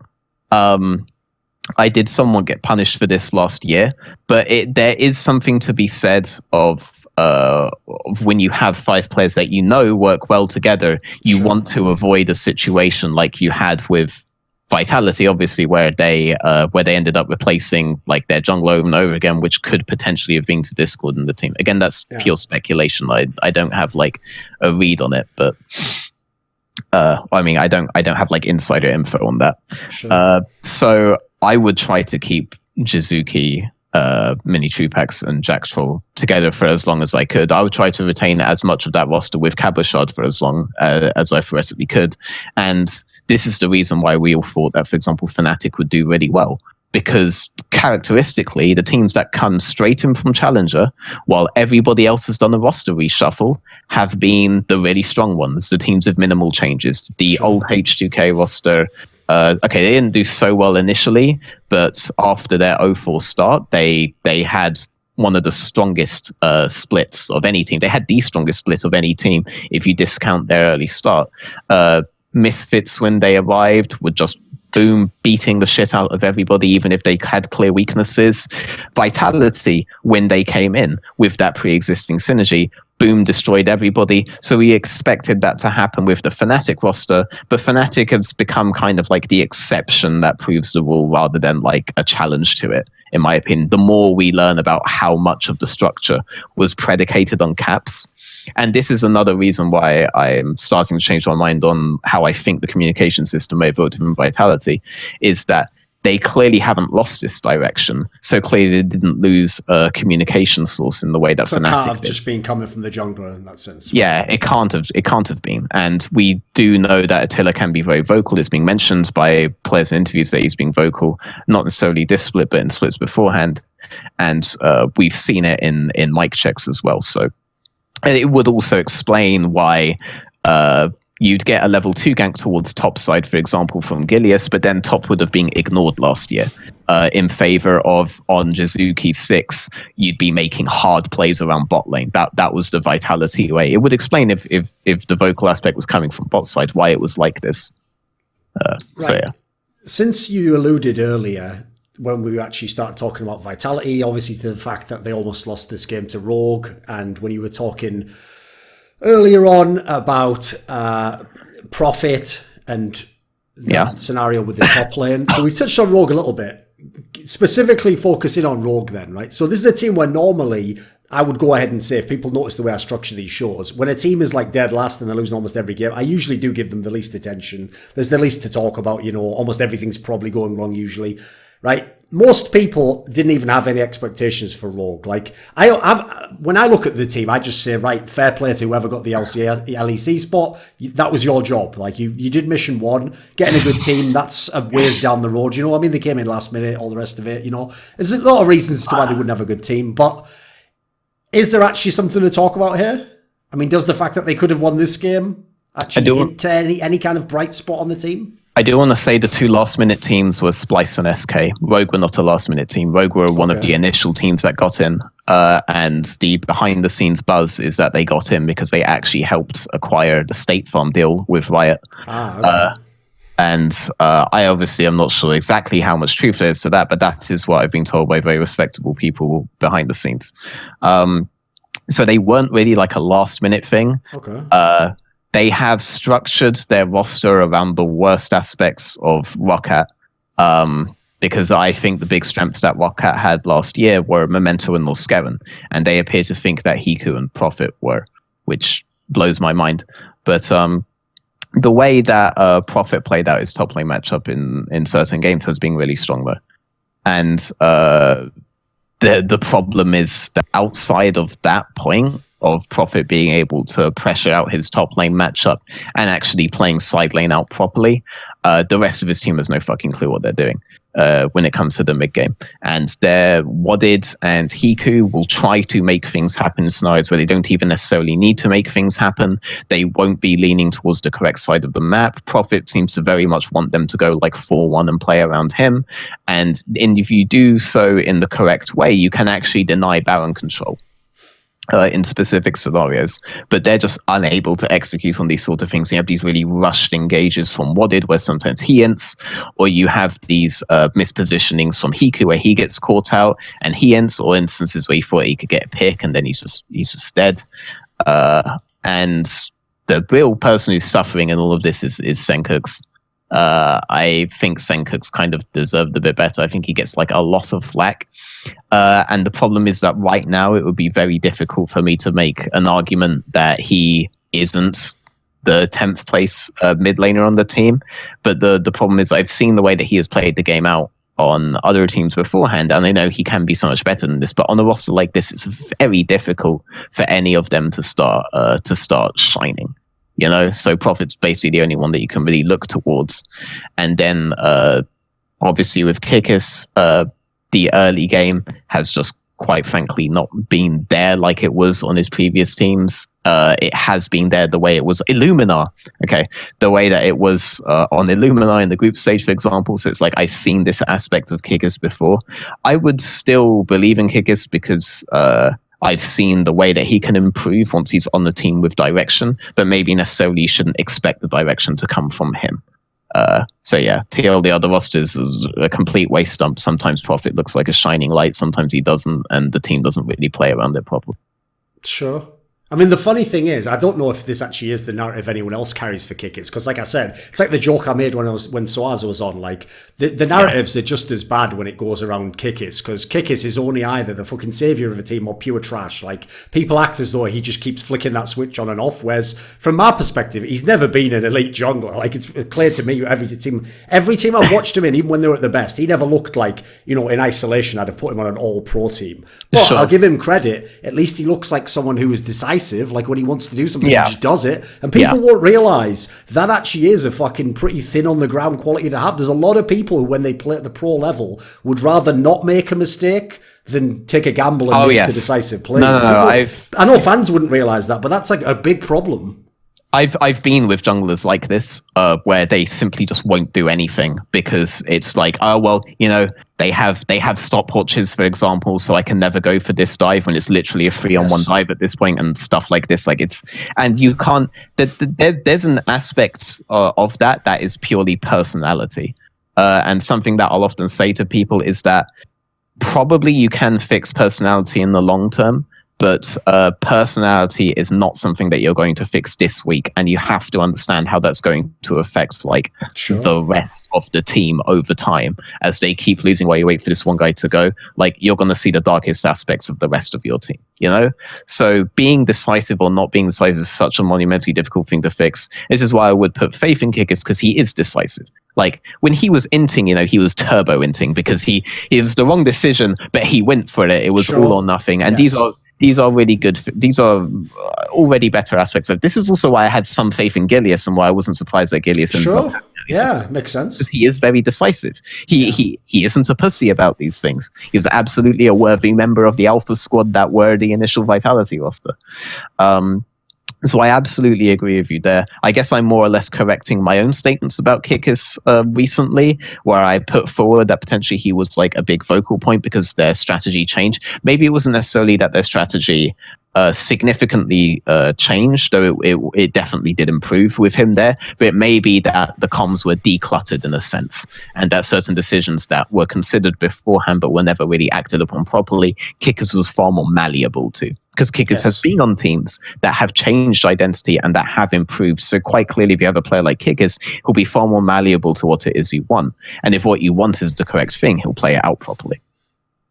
And in line with that as well, that's also the reason why it doesn't surprise me either that no matter what happens, he eventually always gets kicked from these teams. Because what I imagine happens is the team themselves go through the exact same experience. At first, the old jungler wasn't doing shit. He's popping off. He's trying stuff. They're going, this is brilliant. This guy knows exactly what he's doing. And we're winning some of the games. It must all be. And then eventually they realize, oh no, that actually was like, yeah, that's it. Like, that is the gimmick. Like, it's a bit like, it's funny. You see the same thing, Veteran, with a lot of coaches. Like, there's a lot of coaches who, their problem is their gimmick is the first few weeks that they are coached. They might have something new to tell you. They might have something interesting to teach you. But the problem is, if you ever realize that that's the gimmick, then it's over. Like, I won't get into a whole side tangent here, mate, but this is one of the reasons, if anyone wonders why I'm not particularly impressed with Weldon Green, is because I know a lot of pro players, and I've had a lot of pro players tell me basically that story, which is like, you know, when you don't know anything about his field, at first he's giving you all this really useful info, and you're thinking, hey, this guy's got great techniques. But then the idea is, after like 2 months, it's like,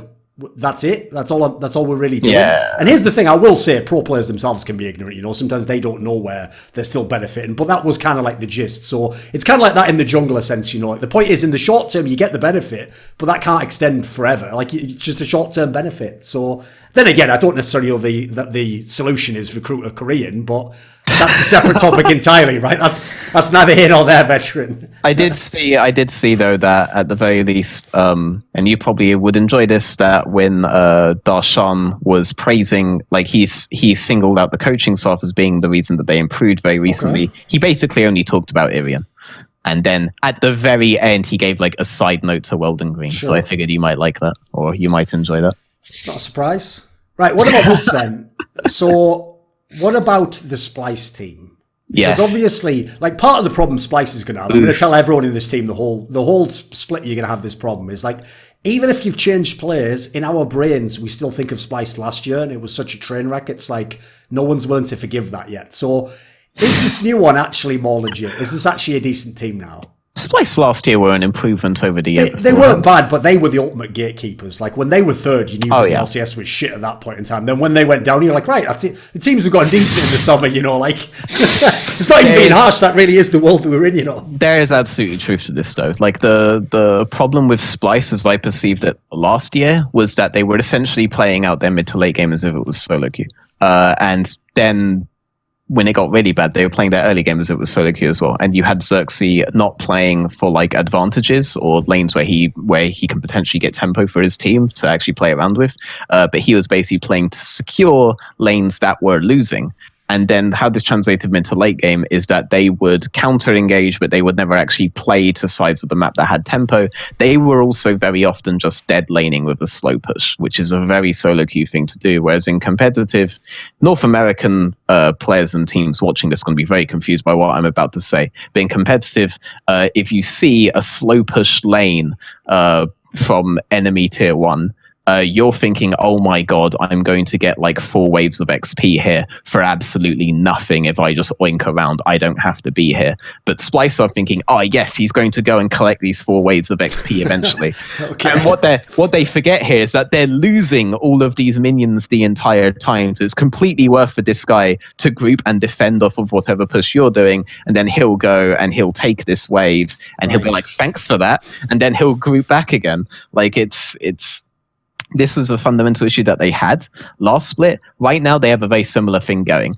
For example, the Splyce game versus, I believe it was G2. I'm going to check. Schalke and G2 they lost to this week. So, to be fair, Splyce lost to Schalke. The Schalke game. The Schalke game was a huge example of this, actually, where you would have Abadage and you would have Odoamne side laning like human beings.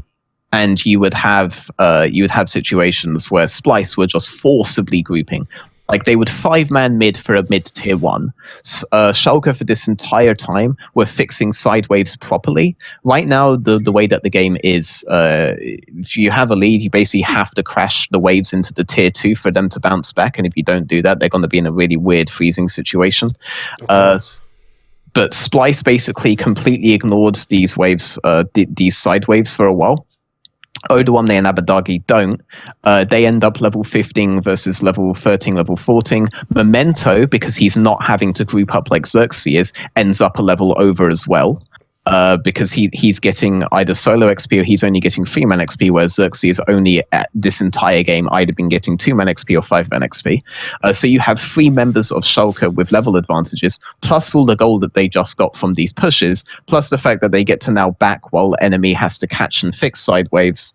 And then they get to group and they get to Odoamne just goes straight back and pressures, actually, if I recall correctly. Abadage pushes out and then groups, and then Odoamne gets to collapse, and then with a significant level advantage, a significant gold advantage, they win the next team fight. And you could look at that and you could try to make it about position, you could try to make it about the way that people were playing out the fight. But on basic principle, if you're allowing enemy players to get this far ahead and to share XP and share gold this effectively, well, you just permanently 5-man group, the most inefficient way possible to play out the game at this point, just for a mid-tier 1 that is ultimately going to be worthless because Schalke have already taken the tier 1 and they can just contest both sides now. Like it's asinine and it's pointless, and it's something that North American teams actually do a lot, which is why I'm saying any North American players watching this are going to be very confused right now. And it's quite obvious that now you're not going to win side lanes versus Schalke's side lanes because you allowed them to get this far ahead, and now you're not going to win grouped fights against Schalke either because they are monster far ahead on 3 players now. If someone is a layman archaic and they don't know how coaching works in League of Legends, does something like that, can that be a one-off brain fart and whoever is shot calling it's just called the wrong thing? Or is that like a fundamental misunderstanding of the way the game is played? This is definitely a fundamental misunderstanding in the way that the game is played. And it's not shared by like a lot of the top coaches that I've spoken to. For example, like Prolly was so much against this way of playing.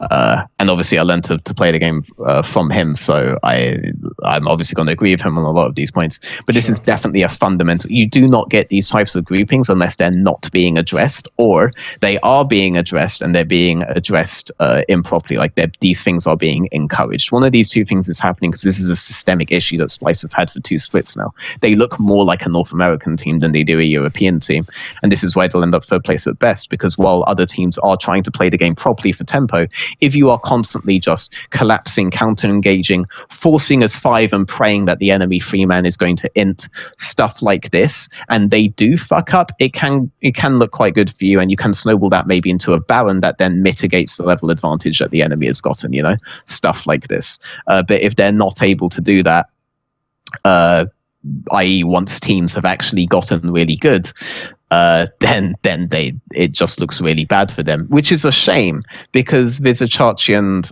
Humanoid have actually played their laning phases out really, really well. And obviously a lot of people are going to point to the game versus Schalke in this scenario and say that Humanoid wasn't necessarily playing that out well, but that is a losing matchup, and he was still able to kill Abadage in it because Abadage himself went in on very poor times. Like the way the Aatrox LeBlanc matchup works is basically you use your mobility as LeBlanc to ensure that you're never going to get hit by any Q. You constantly poke him down. And so long as you avoid any Q, it's one of the easiest matchups in the world. If you get hit by a Q once, though, you're fucked. But you shouldn't ever be able to do so. But the one time that Abadage fucked up, Humanoid immediately went in on it. And Humanoid wasn't exactly getting like solo kill or clock in the mid lane either. So whereas that did look quite bad, whereas he was down in CS, you would expect to be down in CS in that matchup. Plus the fact that Splyce were able to milk an Infernal Drake thanks to Nosco and Steel. But Schalke are only having like as much control as they did purely on the basis of the way that Memento is playing the game right now and the way that Ignite is playing the game right now. So it shouldn't have gotten that Infernal in the first place. Being as you alluded to when you were going through some of the players there, one of the things about the Splyce lineup for this year is, if anything, a lot of the players maybe are underrated. Like they've got a lot of players people either don't know or didn't know were good. Is Xerxes one of the worst junglers in LEC? Oofed. I know, that's the way I set it up, like it's a different question, then that just comes out of nowhere. It has to be asked, right, coming in the context of this team. He isn't a top tier, and I think this whole creative aspect is a bit of a meme. But he definitely is playing dogmatic to a certain manner that I don't think is correct. That sounds like a whole lot of fucking babble. That means absolutely nothing. It's not very characteristic of me. So what I'll say specifically is, for example, beforehand I was talking about how he assumed that Memento would go towards bot side instead of going top side to fix his top laner's top wave. Xerxes assumed that because that is what Xerxes would do. Xerxes would have to be there for the camp spawns and go as efficiently as possible and then head towards top side. Whereas Memento figures, okay, I know Sejuani is top side as well. If she is bot side and traces camp for me, then my laner getting ahead is more important than me getting ahead. And if we do see her bot side, I will just trade for her top side camps. All these kind of things going through Memento's head.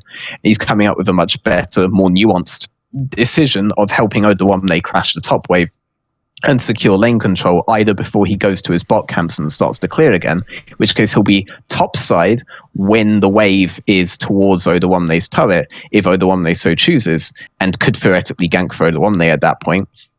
Xerxes is just thinking, right, now I have to clear from bot to top, now I have to clear from bot to top, blah, blah, blah. Like, it's a very dogmatic style of playing that isn't as smart as the rest of these junglers there. So this includes Casual, who obviously I'm going to get flack every time I bring up because people are going to be like, oh, well, he was like your ex-player, blah, blah, blah. Sure. But Casual did have one of the best jungle performances across both games, outplaying players like Maxwell, for example. And he matched Memento really well. And Memento is currently one of the smartest junglers in the LEC, and Casual looks like one of the only junglers that's actually able to match him properly. I mean, by the way, just as an aside, for anyone who wonders Sure. about a statement like that, like that's not even particularly a controversial statement. Like as we've mentioned on this show, not only does Memento do a really good job in this team, but on a terrible Roccat team, he's getting all these advantages over and over again. Now, if you think at the pro level, the other coaches aren't watching that Roccat team and just going, just neutralize this fucking jungler and we win the game. Of course they are. So that means even with them doing that, he was still able to, like half the time, get a fucking lead. So you know this guy, whether or not he ends up being a good jungler, like, for all I know, maybe he'll be terrible consistently after 30 minutes and end up being a terrible jungler. I don't know, but you can't fuck with this guy's early game. It's legit. No, his early game is one of the best that I've ever seen. I've obviously also worked with him, so both junglers that I am talking up, I have actually worked with. Well, the third one would also be Yankos. Jesus, have I ever actually worked with a bad jungler? Oh yeah, okay. I won't mention. There was a guy who I'm not meant to an names. Animal one time. Remember, he killed coach as well. I'm not mentioning names. But the thing with Memento, obviously, you just mentioned, you alluded to the 30-minute thing. That's not necessarily an issue with jungling. That's more of an issue with understanding how mid to late game works on like a general macro basis. I also to think be fair, if you're in Roccat, you're also never going to do anything at 30 minutes. So it's not exactly the ideal team to learn in. I also think part of that is impatience. Like a really good thing about the way that Memento thinks about early game is that he's considering so many factors in his early game decision making. And then once you get to mid to late game, honestly, the factors kind of boil down to I struggle to say simpler, but you do have less things to juggle in your head as a player at that point. The decisions should be a bit more straightforward. It's just they won't necessarily give like immediate reward, like Memento can tell himself in the jungle. So for me, I've always figured that maybe on a kind of psychological level, he ends up getting impatient when it comes to the mid to late game, and that's the thing. But you can strategize around that. But yeah, he is brutally intelligent. Casual appears to be able to match him at the very least. These two guys appear to be above Maxor at this point. And then I would say that Jankos is the guy who is like the real deal right now.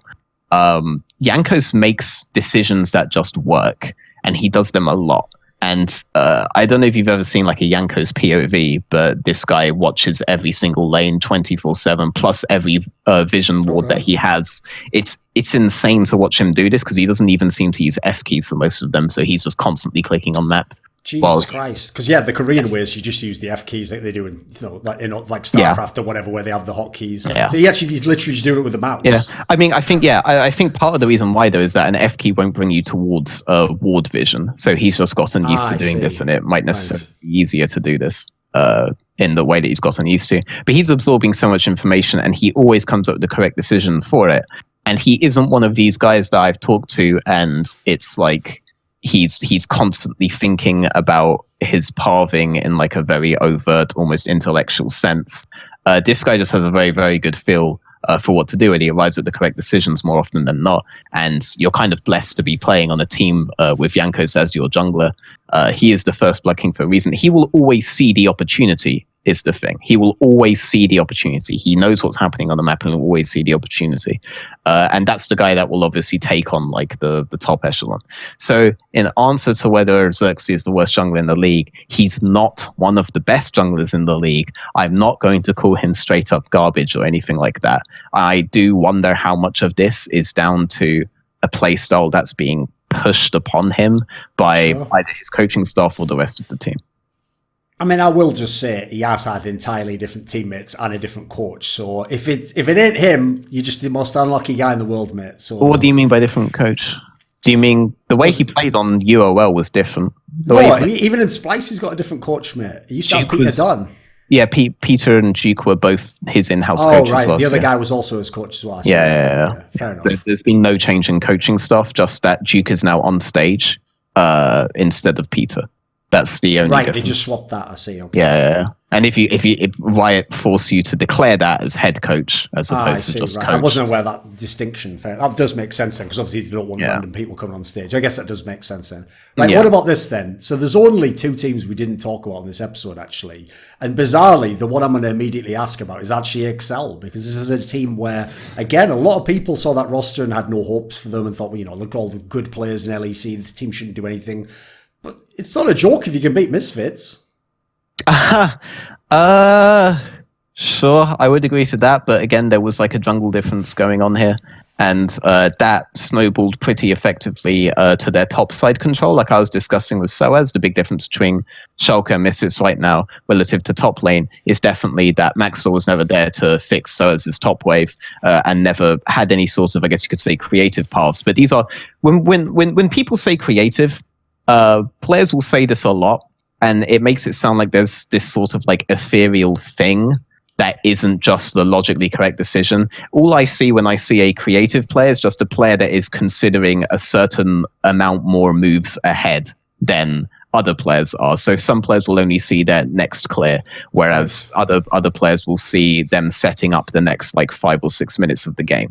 And I think it's more like Maxor might not necessarily be seeing that he could create these opportunities to help sOAZ with his wave in the same way that Casual and Memento are doing for their top laners, and Expect benefited off of that a lot in his game. Like the biggest advantage Maxor got for his top laner in this weekend was obviously starting an enemy red off of the level 1s. And because of that, Whippo has to seed wave control essentially at a point. Because if you know that your jungler is going to be bot side for the next like 4 minutes and enemy jungler is going to be top side for the next 4 minutes, you're not going to risk giving him that opportunity because they're just going to take it and they're going to thank you and bless you for it. But Casual is one of the junglers that's being able to help his top side. He's able to help his bot side as well.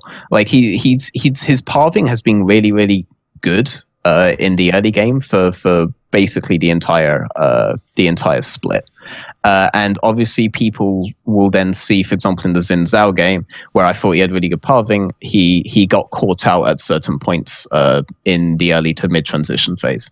And as a result, people would then lambast him there. But that would be like lambasting Memento for how he gets at similar points later on. And Casual hasn't actually been like that as we've had more and more games in the LEC. So I don't think he suffers from this at all. Obviously, we've talked about expect is able to play out top lane properly if he's given the advantages. People obviously look at the big flashy play that he did with the smite steal on the Baron. But I would say that the big advantages from them have come from this kind of like top jungle synergy. And then when it comes to bot side, Jeskler, I wouldn't necessarily say he's a rock, but he's not exactly ever going to get stomped. And then you have the mid lane situation, which can sometimes go very bad. And while I've got a question along those lines. Being as you were behind the scenes with all the coaching and stuff in H2K, is Exile someone where the pros have a different perspective on him than the public? Because as far as I can tell, the public was out on this guy a long time ago when he was in UL, and he looked like at times the worst mid in Europe. So is there a different sense is he considered a better player among the pros, among his peer group or something? How does he keep getting in these teams? It's actually a curious one. I am not entirely sure. I'd get it if this was NA, for example, and you have to have a domestic player, you pick up the old guy, that makes sense. But like in Europe, you would think people would gamble on the rookie mids over something like that, right? People definitely knew that Rise was a champion that you shouldn't allow Exile to have, but definitely I wasn't ever hearing that like Exile is just like this super sick player that is just waiting to come out. Like it was never that kind of story. Like when NukeDuck was on really low tier teams, you still heard all the time that NukeDuck's laning phase is just one of the most oppressive things you can play against, no matter what. Exile never had any of this kind of hype around him in that sense. As for how he ended up on XL, I'm pretty sure that was a coaching staff decision. Like the coaching staff were essentially giving players options between like X mid and X mid and Y mid, and you can give your input that way. But ultimately, it was a coaching staff decision to bring Exile on. I would obviously bring on a rookie mid laner rather than him. There are no shortage of that in Europe. 3 teams have done so. That's kind of what's tilt-worthy, right? Is you look at this team, like, sure, let's all obviously immediately we'll give the disclaimer that other people are going to think Kadrill's way worse than you are for the reasons we've said before, like from behind the scenes, etc. And he wasn't a bad team, to be fair, in the past. But I just want to say, I do think he passes the eye test if you actually understand what you're looking at, especially when it comes to his control of early to mid-game. And I think that his issues in the transition phase haven't been as big of a deal. I think the problem is when you say that, though, like most people who watch the game aren't going to understand what a jungler's doing in the early part of the game. Like, it's going to be one of the hardest things to intuit out of the game, especially because the commentators aren't going to be commenting on it most of the time. That's why I'm trying to talk about it on this show, to try to like educate people on what I would say these. But the thing is, when you look at their team, as you say, bearing in mind Jexler hasn't been terrible, their team actually should be pretty good if they had one of these rookie mids. Like if they'd have been one of the teams that had gotten the MagiFelix guy you're talking about, or a number of other people who are out there, that might have been a squad that could do something. Yeah, MagiFelix leader. And on bot lane, though, I think that they should have taken Moscowan over Kasing. They went with Kasing because obviously he's British, and it's really ironic. It's really ironic that Excel are trying to brand themselves as the British team when they were in the UK league, they were the only league that had 0 British players, and they spent so much time defending that decision as well, saying that they only wanted to take the best players, ended 4th place.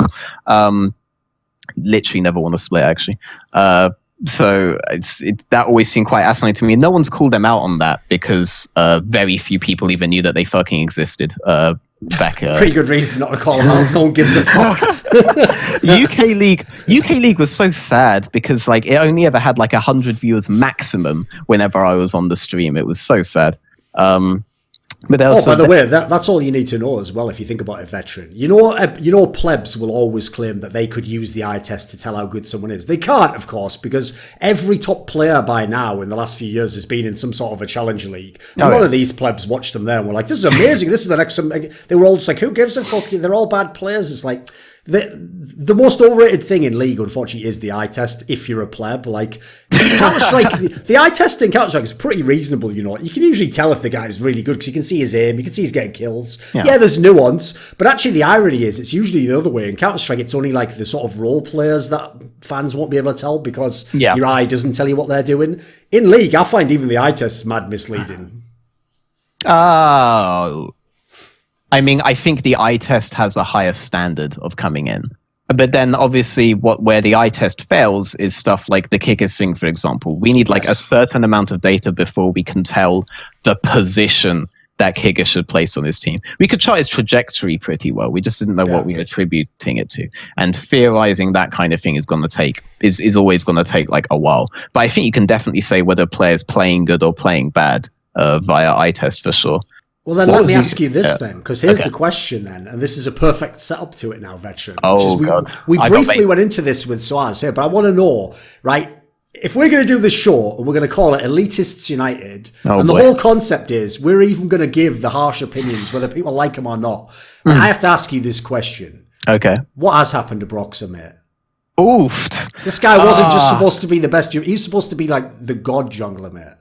And I won't lie again. The eye test looked sick at Worlds. Yeah, I'll give you that. It looked awesome. At Worlds, people were saying that about him. And at Worlds, even I was saying, yes, this guy has improved and Fnatic's understanding of the early game has improved. But I do want to say that I was one of the only people saying that I actually think Broxah was overrated before the World Championships. And the way that Fnatic are playing right now shows a lot of issues with their early game understanding that they were showing back then. So it's kind of like a reversion. Obviously, the big thing that people can point out is that he's been playing on these tank junglers without like significant lane advantages now. So obviously with Zach, like in fairness, because we are on the eye test topic, the pathing that he did with Zach was basically the best pathing that you could do. But he's basically just trying to hit his level 4 as fast as possible, at which point Zach is actually quite a useful champion in his ganks. But he's always going to be behind in the matchups that he's put on. Like if you're against stuff like Olaf, like how can you be expected to have early game control if you're not on your champions like your Lee Sin and stuff like this? There's a much broader issue with Fnatic's understanding of the early game that's going to make players like Broxah not necessarily look strong. And the problem is that we've seen them have these broad issues with the early game before, but they were always able to like bring it in the early to mid transition phase and snowball ahead and win summer. But now that, like we were alluding to with sOAZ, or like we were explicitly saying of sOAZ, that there are more bot lanes that can match Reckless, for example. There are more mid lanes that can match their mid laner, because it's not Caps anymore, it's Nemesis. Who's good, but he's not like, he obviously isn't like Caps level. Now you don't have these super secure lanes where you could do stuff like experiment with Whippo topside. Broxah just has less to play with, and it strikes me that like if they're defaulting to this kind of philosophy again because you don't have as much to play with as you used to, and Broxah isn't able to shine and break out of that in the way that he was at the World Championships, I can't tell you if it's Broxah's fault or if it's a Fnatic problem. Broxah is simply suffering from it, and they are trying to find any way possible to get out of this rut that they are in. But I wouldn't put it all on Broxah yet, but I can't in all honesty put Broxah as like a top 4 jungler right now. Like I can't do that. He doesn't pass the eye test in that, but he doesn't have opportunities to pass the eye test in that.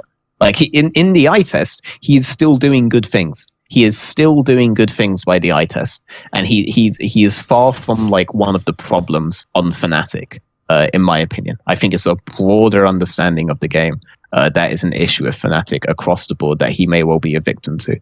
But until I see him able to accrue significant leads, able to do what we would call like creative, from sOAZ, like creative jungling, like I can't put him on the caliber of players like Memento right now, who are doing these really intelligent things that are getting him his team advantages on every lane and securing them. Like he doesn't have the opportunity to do that. Right, being as like I said before, I actually think people. It's just because Fnatic has so many good players on paper. Everyone thinks in their head, "Oh, don't worry, if not this week, next week, they'll get it together for sure." Because everyone's behaving that way. Like I said, I don't think people have pulled the panic stations alarm enough on Fnatic. Because like I said, if you actually look at the win rate, it's already almost the last stage. You've got to get it going now, basically. So this is my question, right? One of the flaws I've always thought of the LCS system in terms of producing the best teams, which then go to Worlds, etc., is that you do still have to try and win every week. You can't sort of, if it worked, Misfits last year would have proved it, where you can't sort of be like, well, we're just trying to practice to fundamentally be better, not practice for this one game to be better. It's like, that sounds great, but the problem is if you also lose all those games, it's not going to matter in the end. It doesn't matter if you eventually would have hit this amazing threshold and kicked into being a better team. Ultimately, you do kind of have to be cynical and figure out, right, the team I'm playing next, what could I do, even if it's gimmicky, to win this one game? So if Fnatic is at that point, right, which would you choose if you're in Fnatic? Would you rather say, right, let's go with the angle of if we're going to make it, Nemesis has to be a big part of it, and let's give him his chance to be a really top mid laner. We're going to give him all the resources. We're going to give that, and the logic there is either he craps out completely, or he starts developing, and in the summer he can be very good. Or do you get cynical and do you say, right, Reckless, it's your time to be a carry player again. It's time to play through the bot lane. What would you do if you were the coach tasked with winning the next game? Which angle would you go with? I'd want to play mid to bot. I would talk with Bwipo if we're doing carry matchups on him, certain ways that I think that he should change the way he's playing. But I do think that if you're asking for a more broad-based strategy in that sense, what kind of lane are you playing around, then I would definitely want to be doing mid to bot. But the way that they are right now, I wouldn't necessarily be so confident that we could pull that off immediately. I would, even though obviously he had that really bad game versus Schalke, I would still be willing to play from bot to mid and try to free up Hylissang to make the roams that he used to do towards mid lane, and I would try to play the game out that way. It's really interesting that you should say this, actually, because we had that interview from Broxah where he said that basically no one is willing to be played around right now. Everybody is you can do your own thing right now. We can just kind of scale. No, there is no lane that wants to be the focal point. And if that is a personality issue with all of the players that are there, this system becomes very difficult to implement. Yes. You can kind of try to call out this kind of broad-based plan in Champ Select, and I very often have, but it's a different thing when you're in game, You're not going to remember every single step. Sometimes you will just react. But the way that you have reacted messes up windows in which you could have gone for that kind of early game plan.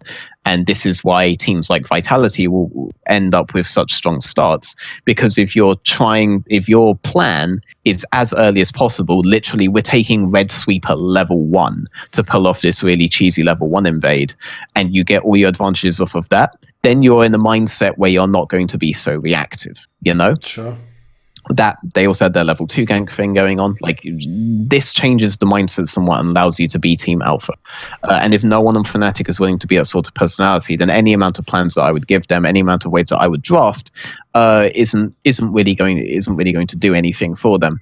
I'm obviously not in the gaming house. I can't figure. I don't know the kind of personalities that they are dealing with there. I don't know the kind of windows that they are dealing with there either.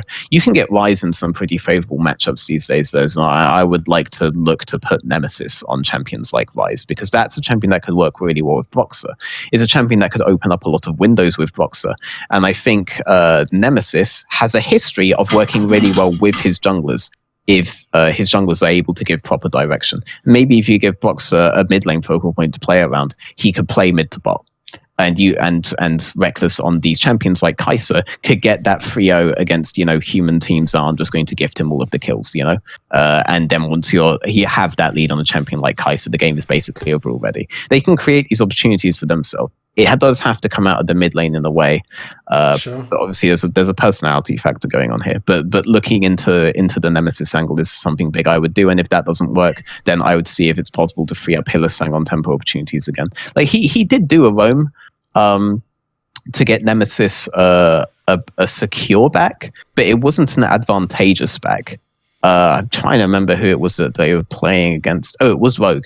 It was in the Rogue game where Senkux was able to actually get a favorable back off. And it struck me that if Nemesis is going to stay for additional waves because he wants to get the 1,300 item buy, that he could be communicating with Helasang even earlier. He could be communicating with Broxah even earlier. They could both be trying to think of more creative, i.e. long-term thinking in terms of how they are going to prevent Senkux from getting the back off at the space that he wants to, or at the very least prevent him doing that without it being advantageous, i.e. a situation we could potentially get turret placing on the side of Fnatic.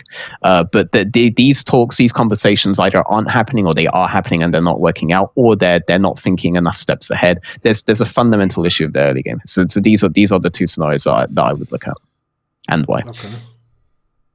Because actually that's one area that I'm quite interested in generally, because if you look at the context of Broxah's career, like, first of all, obviously he was brought into Fnatic when it was like Nico the Pico who brought in him and Caps, and they clearly just told him, like, play through Caps. That was pretty much that was his job was. Mm-hmm. Then he literally last year was just in a team where, like, people argue every single player was one of the elite players in Europe. So again, it's always going to be so dangerous to give junglers the crown when it's like everything works on their team, every lane can win. They even had mad flexibility in terms of picks, even players who could actually go to another lane. Like, this is the dream if you're a fucking jungler. So the idea that that's when you have your career peak, it's like, I don't know. And then you add in as well, his coach at that time, Dylan Falco, as far as I know, comes from a jungle background. He's someone who, in theory, I remember the first time I ever saw his content, it was all jungle pathing and stuff. So I would assume this is a guy who's helping him out in that particular respect. It's like, everything's working for you now at this point in time. Like, I'm not hating. I'm not saying you can't ever be an amazing jungler, but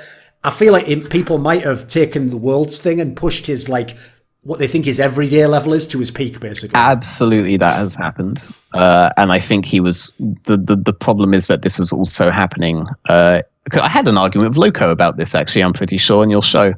This was also happening when it came to Fnatic's summer split. People were also really overrating the way that Broxah was playing there. This is not to say that Broxah is a bad jungler, but I don't think that he was ever actually at a point where he was the outstanding first-place jungler that does things like I've described Jankos is able to do, Memento is able to do. I don't think he ever was that. I think he played really well within the systems that were given to him, but I think he has always been given systems, and I haven't seen that kind of long-term thinking. I'm going to call it that from now on, because creative just implies it's a trivial thing. I really hate it. I actually like the analogy of, like, the creative part doesn't make so much sense, you're right? Because, the analogy I would give is it reminds me of, like, the people who are really good in tennis at, like, setting a point up. The idea is, as opposed to just trying to hit the best shot you can now, people like Andy Murray most famously set up a point 3 shots down the line, and then the idea is, if you're the most talented player in the whole league, you just hit the amazing shot now that wins you the game. But the idea is, if you do 3 clever shots that make the 4th shot easier and easier and easier, you can now hit what's an easy 4th shot and you win the point still. So I think that's a good analogy for the jungling aspect on that one. Because the idea is, if you were some godlike Korean, you'd try and do what you were saying with Jankos does. You'd see the perfect opportunity, you'd seize on it, you'd just get the kill there. But another way to play would be set up a move 4 minutes from now. But if you do that, you could obviously do a lot more than just react, because you could tell the laners to gradually set it up, right? I think when it comes to, like, junglers as consistent as Jankos, though, then also trying to place it down to that he just, like, he has all the information and he's very good at being reactive to it, doesn't hold fruit once he's being on enough teams and has given it enough really strong performances as an individual as he has. Like, he is doing the same thing. He just might be doing it in manners in which other players aren't.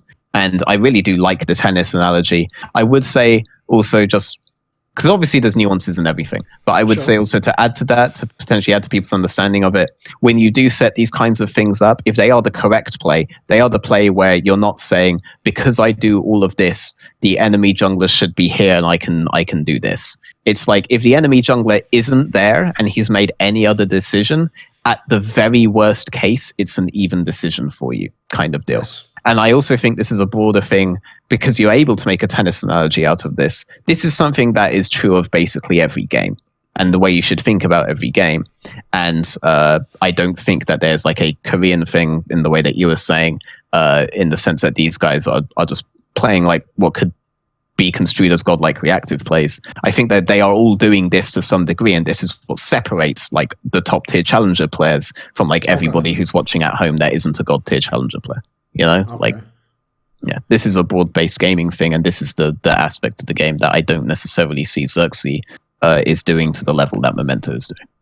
This is actually the reason, by the way, why it is often very frustrating to interview players, particularly players who aren't speaking in their native language, is because they don't know how to articulate, because sometimes they never have. Like, if they really are just a brilliant player, they figured all this shit out as an idea in their head. They've never had to verbalize it. So not only that, they also don't have the terminology. They haven't. We don't have like a shared dictionary of the terms. Oh, yeah. That's why actually, if we could make a term like this, it's a pretty good concept to at least have to float for people. It's just that a lot of these things, when it comes to players like Forgiven, just seem very obvious. But it's like they see step 1 and then they see step like 15. You know, they see all these steps, but they're not going like, okay, step 1, okay, step 2, okay, step 3. Like, and also players that do learn more intellectually, like they do go through these 15 steps in their head initially. Eventually, they get to a point where they're not thinking about it at all as well. It becomes like a macro, basically. They just activate in their brain. Yes, and then obviously when you're interviewing players about this, or you're trying to break these things down for players, these become things they haven't actually considered for a long ass time, or in some cases they never actually considered before. But that doesn't mean that these elements don't actually exist. So when you do watch analysts do VOD reviews of games and they're saying things that take like 3 minutes to verbalize, and you're thinking there's no way these guys are considering all of these kinds of things, it's being considered. They're just not verbalizing it in their heads the way that people are saying. But these things do still exist. Yes. Okay, so there's only one team left to talk about, and it is SK Gaming. Okay. Oh, Lord. Okay, so SK Gaming, they're really frustrating because they're actually... So I didn't think that they would be the worst team. I thought Rogue would be the worst team. I think everybody thought Rogue would be the worst team. And I thought that SK Gaming and Excel Gaming were the teams that could potentially move up into the mid-tier. SK's being like a bit surprising in the sense that... obviously, they got a lot of initial hype from beating Fnatic, but then everyone beat Fnatic, so that kind of dropped. Sure. But the way I see it, they're actually rather intelligent about the way that they want to set up their lanes later on. The issue is literally that they are just overstaying and they are not backing up proper times. And so even when they do have a better lane setup in their head than the enemy team in theory, and this was still true in the G2 series, best of one, whatever, it's technically a series, they couldn't set it up properly because Crowley stayed mid for 2 waves too many. Backed, they didn't have mid priority, so it wasn't good for Kennen to go top with his jungler and play around that, because if they did that, then the enemy bot's going to shove out wave and then group in, and you're not going to get anything there for ages. It was better for Kennen to move towards mid with his jungler and play mid to bot until Crowley's back on the map, and then you can do your setup. They lost so much control off of that they could have gotten if just this one back had occurred in the mid lane. You know, like there are instances like this are the issue that SK had. But if they'd gotten the setup that they were angling towards, they actually were in a better situation than G2 at that stage of the game. It was also the best decision that they could have made, given the state of the TPs in the game and given the state of the lanes in the game. Like they actually have really good ideas, but honestly, just the fact that some of their players are rookies and aren't used to having to play on this level and are making small decisions that have really big factors, really big implications, and become really big factors in the mid to late game, that's holding them down right now. But there's actually so much more there than I would have expected from them. You know, there's so much more there, even though like obviously Pyrion like solo killed Caps at like level 3, but the matchup, you kind of have to be killing him over and over again, and Caps just didn't give him an opportunity and played really well with Jankos, so that ended up not going so well. This is the bigger, broader issue of them, and I've managed to avoid talking about this in basically any show I've had with you, so you can tell this actually is quite a huge issue. I'm bringing it up, but their drafts aren't actually that strong.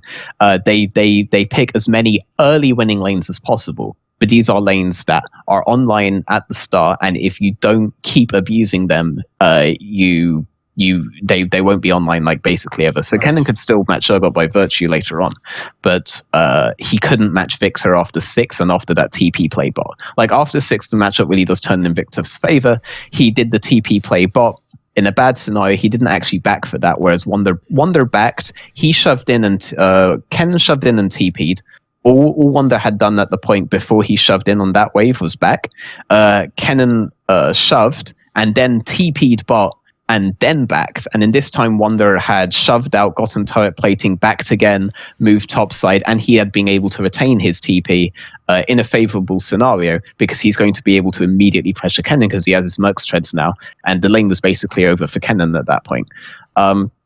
This is like a nuanced thing that like G2 is able to do, and this is something that was abusable in SK from a draft perspective. They have too many lanes that they have to play around. The Lucian Braum matchup also had to do a similar thing to the Ezreal Thresh. There were just too many lanes that they had to play around. They were able to get some early advantages. And then what impressed me was that coming into the mid game, they still had they had the best possible idea of how to play out in the situation that it was in, and they would have gotten advantages on that if it wasn't for these little nuanced things. So even with the draft thing not necessarily being as good as it could be, they still looked very promising to me. So I'm actually kind of excited to see how this team goes. I think Crownshot's a bit underrated right now. I bring that up because obviously self-made man, rightfully, people have been praising him. He does look like a guy who can compete to be one of these elite tier junglers like Memento. I think he is obviously up there right now. He's one of my top 4 junglers in the league right now. It's basically him, Cagewell, Memento, and Jankos. That's obviously not in order, but those are the guys that I would say are the best performing junglers right now. You have that. You have Crownshot, who is playing well mechanically, and he's playing his lane out well, but he isn't like he's playing his lane out well up to a point, you know, like these back timings are the issue that he has. But once he fixes that, and once the team fixes down the standing of tempo as a whole, I actually think that they have a very good shot at being like a top 5 team. Okay. Right, how about this then? To close up, since I noticed on the schedule, we have quite a lot of interesting matchups, actually, like some pretty even ones, some big name ones. Let me ask you some of these, and if it's one that there's just a quick prediction for, just give me the quick one. If there's one you want to give some more depth to, go ahead, but my implication there is don't make every single one really long, but, you know, just figure out the ones that you want to give some insight onto. The other ones, just give a quick answer if you want. So, Misfits plays Schalke. So, obviously, Schalke actually at the moment higher rated. So, who wins this game? Okay, so all chips on the table. Schalke had the best weekend of any team. So obviously, if you transplant the team that had the best weekend of any team, you could just immediately say that Schalke should win. I actually think that right now, the way that Schalke play out the game, Schalke should definitely win that. And I think it's going to be another game where we see cracks or chinks in the Misfits armor, unfortunately. But Schalke were the strongest team last weekend, so it should be no surprise that I would say that. But for the specific things that I said to sOAZ about certain ways that the Misfits play of lanes versus the long-term ways in which Schalke play of their lanes, I definitely give the advantage to Schalke in their current situation. I'd be interested to see if they do plan specifically for Schalke. Now it makes sense why sOAZ was kind of curious on those points. But yeah. Right, what about G2 plays Vitality? G2 win, because G2 are the best team. I really want to see Wonder Cabot. Oh my god, is that match of the week? Does it say on your thing? That one's let me see. I don't think it has that information on there. Damn it! I'm not looking on the Esports, I really want to see a POV laning phase of Wonder if G2 versus Vitality ends up being match of the week, because I think that's going to tell how strong Cabo Shot really is this split. Is how he matches up with Wonder, who is the other top laner whose performance I've been really praising. Well, him and Odo. So him, Odo, and Cabochard. I should have said Wonder instead of Odo Wamne. But the reason that I said Odo Wamne towards sOAZ was that used to be the El Clasico top lane matchup. Yeah. It was the rivalry between Cabochard and Odo Wamne. And I always used to say that Cabochard brought out the very best in Odo Wamne. Odo Wamne couldn't lose those kinds of games. But yeah, I'm really interested to see how the top lane matchup goes there. I think that bot lane matchup is in Schalke's favor. Is it? It's really difficult, actually.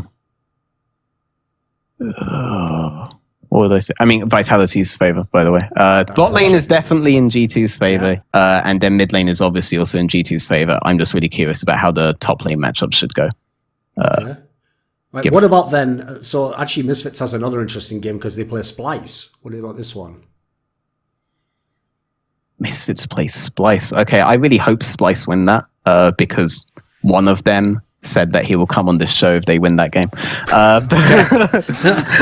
Right, we're all pulling for them then. Okay. I have huge issues with the way that the Splyce bot lane are playing right now. Not necessarily Norskerin himself, though Norskerin's Alistair game was not very good. And the way that he played around Baron wasn't very good either. But in terms of like in laning phase, the way that they've been playing as a 2v2, I don't want to. I will just call that kind of Kobe on this one. I actually think that there were definitely scenarios where he basically ceded wave control in a scenario where he really obviously shouldn't this weekend versus Schalke. Basically, it was the Olaf matchup. You can assume Olaf's going to like full clear top side and then go bot side with Predator boots off the recall around the 350 mark. So you kind of want the wave to be frozen towards your tower. Obviously, they were playing blue side, so there's still opportunities for Olaf to make something happen there. But I don't think Kobe should have manipulated the wave as he did for it to start shoving in. He was actually gifted it because he leashed bot side and the wave was already shoving into him when he got there. But he gave up control of that, and then obviously he had to burn flash based on that. And the bot lane of Splyce could have been abused even more than it was in that game. But Upset was basically never under any sort of threat. You could see he had some frustration after that game, because even though they came out with a win, with the advantages that they got off of the way that the early game went, he should have been able to push much further than he did.